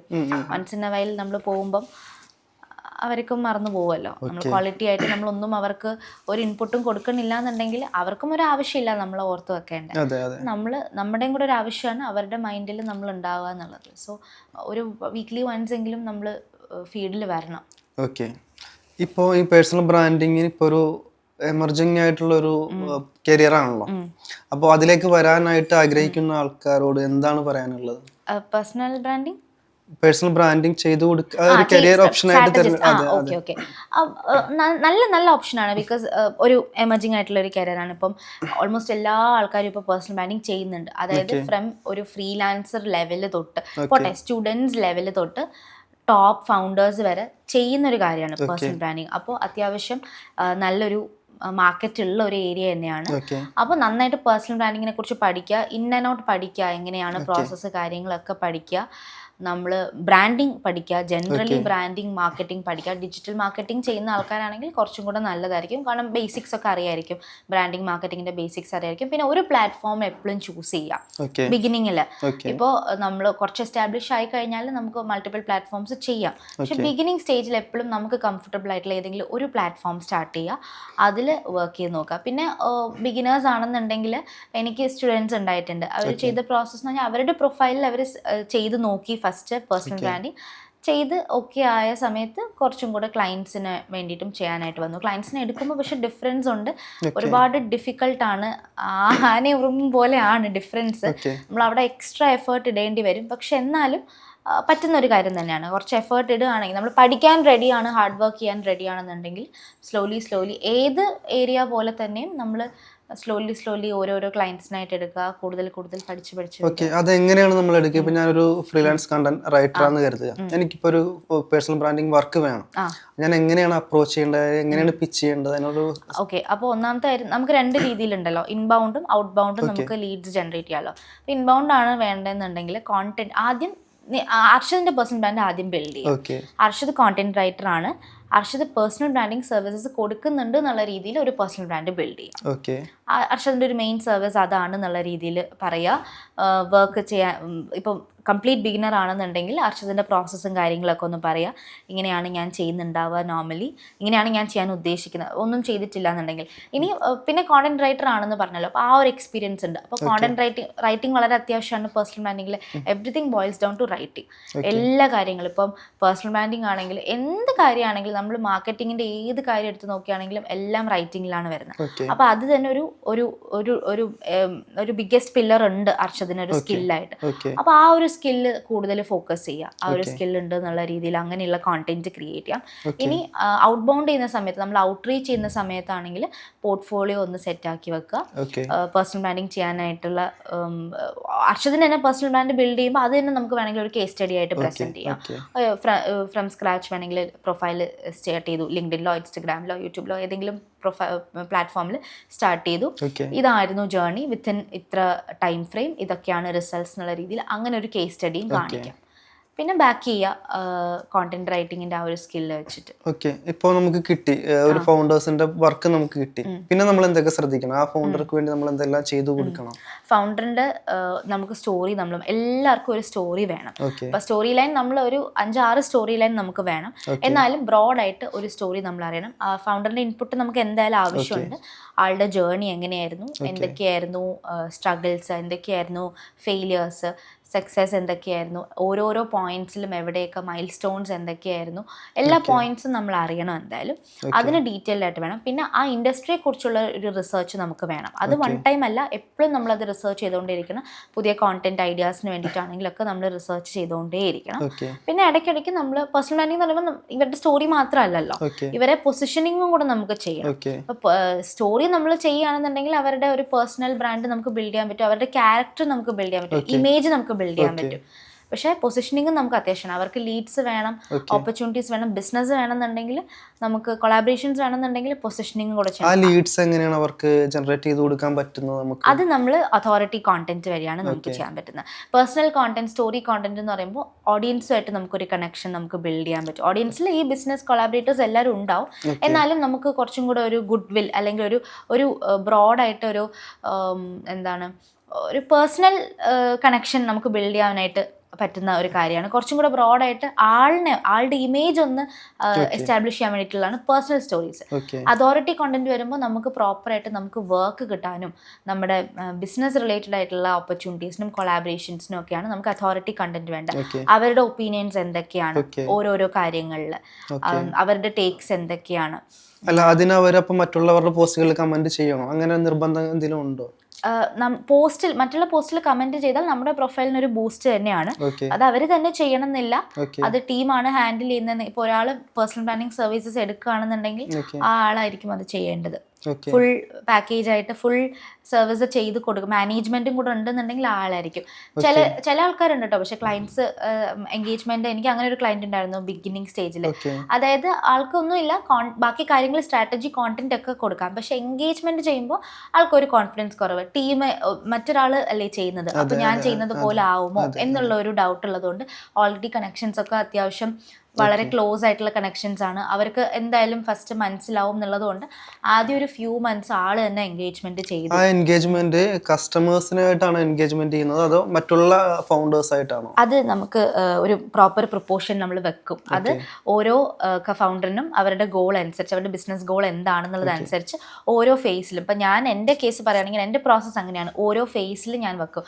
ഫസ്റ്റ് ഫേസിൽ കുറച്ചും കൂടെ പിയേഴ്സ് ആയിരിക്കും, മറ്റ് ഫൗണ്ടേഴ്സ് ഒക്കെ ആയിരിക്കും, കുറച്ചൊരു thought leadership kind of personal brand build ചെയ്യാൻ വേണ്ടിയിട്ട്, കുറച്ചും കൂടെ റീച്ചിന് വേണ്ടിയിട്ട്. പിന്നെ സ്ലോലി നമ്മൾ ആ ഒരു അതോറിറ്റി എസ്റ്റാബ്ലിഷ് ആയി കഴിഞ്ഞാൽ പിന്നെ സ്ലോലി ഞാൻ പിന്നീടുള്ള ഫേസുകളിൽ കസ്റ്റമേഴ്സിനായിട്ട്, അതായത് അവരുടെ പ്രോപ്പർ ക്ലയൻസ്, ഐഡിയൽ ക്ലയൻസുമായിട്ട് തന്നെ എൻഗേജ്മെന്റ് ചെയ്യാറുണ്ട്. ഓക്കെ, നമുക്കൊരു പേഴ്സണൽ ബ്രാൻഡിങ്ങിന്റെ വർക്ക് കിട്ടി, അതിന് നമ്മൾ എത്രത്തോളം ചാർജ് ചെയ്യാനായിട്ട് സാധിക്കും? ചാർജ് ചെയ്യാനായിട്ട് അത് നമ്മുടെ സ്കിൽ അനുസരിച്ചാണ്. നമുക്ക് എത്രത്തോളം നമുക്ക് ലീഡ്സ് നമുക്ക് ഷെയർ ചെയ്യാൻ പറ്റും, ഇതൊക്കെ അനുസരിച്ച് നമുക്ക് ചാർജ് ചെയ്യാം. പിന്നെ നീഷിനെ ഡിപ്പെൻഡ് ചെയ്തിരിക്കും. അത്യാവശ്യം കുറച്ച് റിസർച്ച് ഒക്കെ ആവശ്യമുള്ള നമ്മുടെ സൈഡിൽ നിന്ന്, ആസ് എ സ്ട്രാറ്റജിസ്റ്റ് നമ്മുടെ സൈഡിൽ നിന്ന് അത്യാവശ്യം എഫേർട്ട് എടുക്കേണ്ടതാണെങ്കിൽ നമുക്ക് അതിനുള്ള സ്കില്ലുണ്ട്, നമുക്ക് നല്ല പോർട്ട്ഫോളിയോ കാണിക്കാനുണ്ട് എന്നുണ്ടെങ്കിൽ നമുക്ക് കോട്ട് ചെയ്യാം. Okay. നമുക്ക് ഒരു ബിഗിനേഴ്സ് ഒക്കെ ആണെന്നുണ്ടെങ്കിൽ എനിവെയർ ബിറ്റ്വീൻ ഒരു 15,000 നമുക്ക് സ്റ്റാർട്ട് ചെയ്യാവുന്നതാണ്. Okay. And it can go up to like 1 lakh വരെ പോകാൻ ചെയ്യുന്ന പറ്റുന്ന ആളുകളുണ്ട്, ചെയ്യുന്നവരുണ്ട്. മന്ത്ലി പാക്കേജസ്, റീറ്റേൺ പാക്കേജസ് കൊടുക്കാം. അല്ല നമ്മളൊരു 1 ടൈം ആയിട്ട് ഒരു 6 months അല്ലെങ്കിൽ ഒരു 3 months അങ്ങനത്തെ പാക്കേജസ് വേണമെങ്കിലും കൊടുക്കാം. ഓക്കെ. പിന്നെ ഇന്റർനാഷണൽ പോകുമ്പോൾ നമുക്ക് കുറച്ചും കൂടെ ഡിഫറൻസ് ഉണ്ടാവും. അവിടെ പിന്നെയും നമുക്ക് കൂട്ടാം. $700 $500 തുടങ്ങി ഒരു $800-900 ചെയ്യുന്നവരുണ്ട്. അത് നമുക്കപ്പോൾ ഒരു നല്ലൊരു പ്രൊഫഷണൽ ആയിട്ട് കൊണ്ടുപോകാൻ പറ്റുന്ന ഒരു ഏരിയ കൂടിയാണ്. നമ്മൾ അവിടെ നമ്മുടെ സ്കില്ലും കൂടെ നമ്മൾ എപ്പോഴും അപ്ഗ്രേഡ് ചെയ്തുകൊണ്ടിരിക്കുക. നമ്മൾ പഠിച്ചുകൊണ്ടേയിരിക്കുക, കാര്യങ്ങൾ ചെയ്തുകൊണ്ടേയിരിക്കുക. നമ്മൾ സ്റ്റക്കായി പോകരുത്. എനിക്ക് എൻ്റെ കരിയറിൽ ഒരു ബിഗിനിങ് സ്റ്റേജിൽ എനിക്ക് പറ്റിയൊരു മിസ്റ്റേക്കാണ്.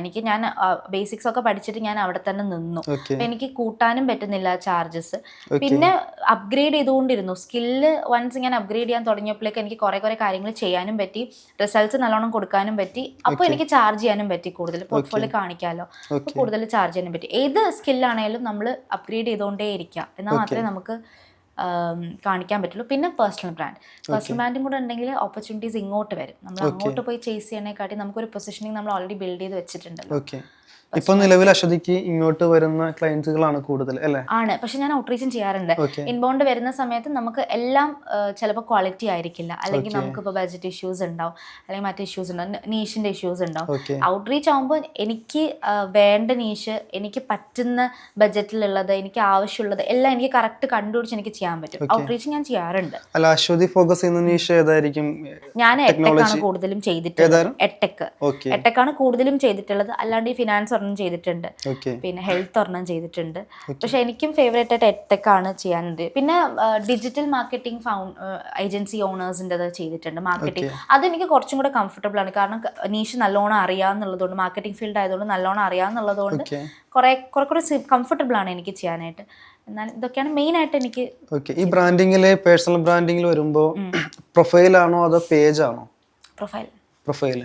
വർക്ക് എടുക്കുമ്പോൾ നമ്മൾ പ്രൊഫൈലിന്റെ ആണ് എടുക്കുന്നത്, പേജിന്റെ ആണോ? കമ്പനി പേജസ് ചില പാക്കേജസിൽ ഓൾറെഡി ഇൻക്ലൂഡഡ് ആണ്. പക്ഷെ എന്നാലും കൂടുതലും പേഴ്സണൽ പേജിനാണ് ഏറ്റവും കൂടുതൽ. ഒരു 5 to 10 times നമുക്ക് ബെറ്റർ റീച്ച് കിട്ടുന്നത് പേഴ്സണൽ പേജിലാണ്. പിന്നെ കമ്പനി പേജ് നമുക്ക് യൂസ് ചെയ്യാം, അത്യാവശ്യം നമുക്ക് കാര്യങ്ങളൊക്കെ ചെയ്യാം അതിനകത്ത്. എന്നാലും കൂടുതൽ ഫോക്കസ് എപ്പോഴും നല്ലത് ഫൗണ്ടറിന്റെ പേജിന് തന്നെയാണ്. ഫൗണ്ടറിന്റെ പേജ് ത്രൂ നമുക്ക് കമ്പനി പേജിലേക്ക് നമുക്ക് കൂടുതൽ വിസിറ്റേഴ്സിനെ കൊണ്ടുവരാം.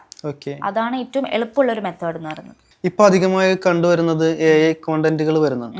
അപ്പോ അതെന്താണ് അതിനെപ്പറ്റി പറയാനുള്ളത്? AI കണ്ടന്റുകളുടെ അതിപ്രസരമാണോ, അല്ല അതിടുന്നവരെ കുറ്റം പറയുകയല്ല ഞാൻ പറയുന്നത്, അതുകൊണ്ട് എന്തെങ്കിലും മെച്ചമുണ്ടോ AI കണ്ടന്റുകൾ? AI മോശമാണെന്നല്ല, ഞാൻ യൂസ് ചെയ്യാറുണ്ട് AI. പക്ഷെ AI എന്ന് പറയുമ്പോൾ നമ്മൾ ഫുൾ AI ഒരു ഹെൽപ്പറായിട്ട് നമ്മൾ എപ്പോഴും കാണുക, അല്ലാണ്ട് AI കംപ്ലീറ്റ് ആയിട്ട് നമുക്ക് വേണ്ടി വർക്ക് ചെയ്യും എന്നുള്ളത് എക്സ്പെക്ട് ചെയ്യരുത്.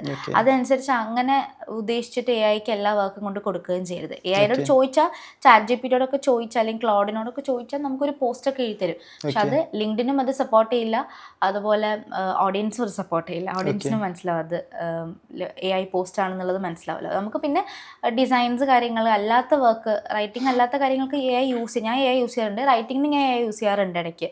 നമ്മൾ അല്ലാണ്ട് ലാസ്റ്റ് ചെക്ക് ചെയ്യാനും ഒരു സ്കെലറ്റൻ പ്രിപ്പയർ ചെയ്യാനും ഐഡിയാസ് ജനറേറ്റ് ചെയ്യാനും ഒക്കെ കുറച്ച് സ്പെസിഫിക് ആയിട്ടുള്ള പ്രോംസ് ഒക്കെ യൂസ് ചെയ്ത് ചെയ്യാറുണ്ട്. പക്ഷെ എപ്പോഴും അതിനകത്തൊരു ഫൈനൽ ഔട്ട്പുട്ടിൽ എപ്പോഴും ഒരു ഹ്യൂമൻ ടച്ച് ഉണ്ടാവണം. നമ്മൾ റിസർച്ച് പേർപ്പസിനും നമ്മുടെ ഒരു ഹെൽപ്പ് എന്നുള്ള രീതിയിൽ മാത്രം AI കൺസിഡർ ചെയ്യുക, അല്ലാണ്ട് ഫുള്ളി അത് എടുക്കാണ്ടിരിക്കുക. ഫുള്ളി എടുത്താലും അത് ആ ഒരു ഹ്യൂമൻ ടച്ച് ഉണ്ടാവില്ല എന്തായാലും. പിന്നെ എല്ലാ പോസ്റ്റും ഒരേപോലെ ഇരിക്കും. നമ്മളിപ്പോ ഏതായാലും ഒരു 100 ക്വസ്റ്റ്യൻസ് ചോദിക്കാനായിട്ടുണ്ടായിരുന്നു. സമയത്തിന്റെ പരിമിതിയും ഒക്കെ കൊണ്ട് പകുതി പോലും ആയിട്ടില്ല. അപ്പോൾ ഇനി ഇത് കാണുന്നവരോടോ അല്ലെങ്കിൽ കമ്മ്യൂണിറ്റി മെമ്പേഴ്സിനോടോ അല്ലെങ്കിൽ ലിങ്ക്ഡിൻ അതിലെ ഫോളോവേഴ്സിനോടോ എന്താണ് അശ്വതിക്ക് പറയാനായിട്ടുള്ളത്? പേഴ്സണൽ ബ്രാൻഡ് ബിൽഡ് ചെയ്യുക, അതാണ് മെയിൻ ആയിട്ട് പറയാനുള്ളത്. നമുക്ക് എത്ര എക്സ്പീരിയൻസ് ഇല്ലാന്നുണ്ടെങ്കിലും ഇറ്റ് ഡസൻറ്റ് മാറ്റർ. നമ്മൾ ഫ്രം സ്ക്രാച്ച് നമ്മൾ ഡോക്യുമെന്റ് ചെയ്ത് തുടങ്ങുകയാണെന്നുണ്ടെങ്കിൽ നല്ലൊരു പേഴ്സണൽ ബ്രാൻഡ് നിങ്ങൾക്ക്, പേഴ്സണൽ ബ്രാൻഡിലൂടെ തന്നെ നിങ്ങൾക്ക് ചിലപ്പോൾ നിങ്ങളുടെ ഫസ്റ്റ് ജോബ് കിട്ടാനുള്ള ചാൻസും ഉണ്ട്. സോ എനിക്കാണെങ്കിൽ എല്ലാ ഓപ്പർച്യൂണിറ്റീസും പേഴ്സണൽ ബ്രാൻഡിൽ നിന്ന് തന്നെയാണ് വന്നത്. എൻ്റെ ലൈഫിലാകെ കൂടെ ഫസ്റ്റ് 2 ക്ലയൻറ്റ്സ് മാത്രമാണ് ഞാൻ ഔട്ട് റീച്ച് ചെയ്തെടുത്തിട്ടുള്ളത്. ബാക്കി എല്ലാം പേഴ്സണൽ ബ്രാൻഡ് ബിൽഡ് ചെയ്തിട്ട് വന്ന ക്ലയൻറ്റ്സ് തന്നെയാണ്. എല്ലാ ഓപ്പർച്യൂണിറ്റീസും എനിക്കിപ്പോൾ ഈ ഒരു ഓപ്പർച്യൂണിറ്റി കിട്ടിയതും അർഷദിനെ പരിചയപ്പെടാൻ പറ്റിയതും കമ്മ്യൂണിറ്റിയിൽ 2-3 ഇവൻറ്റ്സിൽ സ്പീക്കറായി പോകാൻ പറ്റിയതും എല്ലാം പേഴ്സണൽ ബ്രാൻഡ് ബ്രാൻഡ് ഉള്ളത് കൊണ്ട് തന്നെയാണ്. Okay. പേഴ്സണൽ ബ്രാൻഡ് ബിൽഡ് ചെയ്യുക, ലിങ്ക്ഡിനിൽ കുറച്ചുകൂടെ ആക്റ്റീവ് ആവുക. ലിങ്ക്ഡിനിൽ നമ്മൾ ഇൻസ്റ്റഗ്രാം ഒക്കെ നല്ലതാണ്. ഞാനും ഒരു ഇൻസ്റ്റഗ്രാം കോണ്ടന്റ് ക്രിയേറ്റ് ചെയ്യുന്ന ഒരാളാണ്. പക്ഷെ എന്നാലും ലിങ്ക്ഡിനിൽ കുറച്ചുകൂടെ ടൈം സ്പെൻഡ് ചെയ്യുമ്പോൾ നമുക്ക് അതിൻ്റെതായിട്ടുള്ള ആ ഒരു ക്വാളിറ്റി, അതൊരു വേറെ തന്നെ ഒരു ക്വാളിറ്റിയാണ്. കൂടുതൽ ടൈം, കുറച്ചും കൂടെ സ്ക്രോളിംഗ് ടൈം ഈ ലിങ്ക്ഡിനിൽ സ്പെൻഡ് ചെയ്യുകയാണെങ്കിൽ നല്ലതായിരിക്കും. പിന്നെ സ്കില്ല് എപ്പോഴും അപ്ഡേറ്റ് ചെയ്തുകൊണ്ടിരിക്കുക, അപ്ഗ്രേഡ് ചെയ്യുക, ഏതെങ്കിലുമൊക്കെ സ്കിൽസ് പഠിക്കുക, ഹൈ ഇൻകം സ്കിൽസ് പഠിച്ചുകൊണ്ടേയിരിക്കുക. ഇപ്പോൾ ഇനിയുള്ള അങ്ങോട്ടുള്ള കാലത്തൊക്കെ ഒരു സ്കിൽ ബേസ്ഡ് ഹയറിംഗ് ആണ്, SBH ആണ് ഇനി അങ്ങോട്ട് വരുന്നത്. സോ കൂടുതലും സ്കില്ലിൽ ഫോക്കസ് ചെയ്യുക. ഓക്കെ, അതാണ് പറയാനുള്ളത്. അപ്പോൾ ഇത്രയും നേരം ഈ തിരുവോണ ദിവസം നിങ്ങളുമായിട്ട് ലിങ്ക്ഡിനും പേഴ്സണൽ ബ്രാൻഡിംഗ് ഒക്കെ പരിചയപ്പെടുത്തിയത് അശ്വതി ഉഷസ് ആണ്. നമ്മുടെ ആദ്യത്തെ ഒരു പോഡ്കാസ്റ്റിലെ ആദ്യത്തെ അതിഥി കൂടിയാണ് അശ്വതി ഉഷസ്. അപ്പോൾ നമസ്കാരം മലയാളീസ് ബൈ അർഷദ് ഖാദർ. അപ്പോൾ നിങ്ങൾക്ക് ഇനി സംശയങ്ങളോ അല്ലെങ്കിൽ മറ്റുള്ള എന്തെങ്കിലും ഉണ്ടെങ്കിൽ അശ്വതിയുടെ കോൺടാക്ട് നമ്പർ താഴെയുണ്ട്, കമന്റ്സ് ആയിട്ട് നിങ്ങൾക്ക് ചോദിക്കാവുന്നതാണ്. അപ്പോൾ എല്ലാവർക്കും തിരുവോണാശംസകൾ.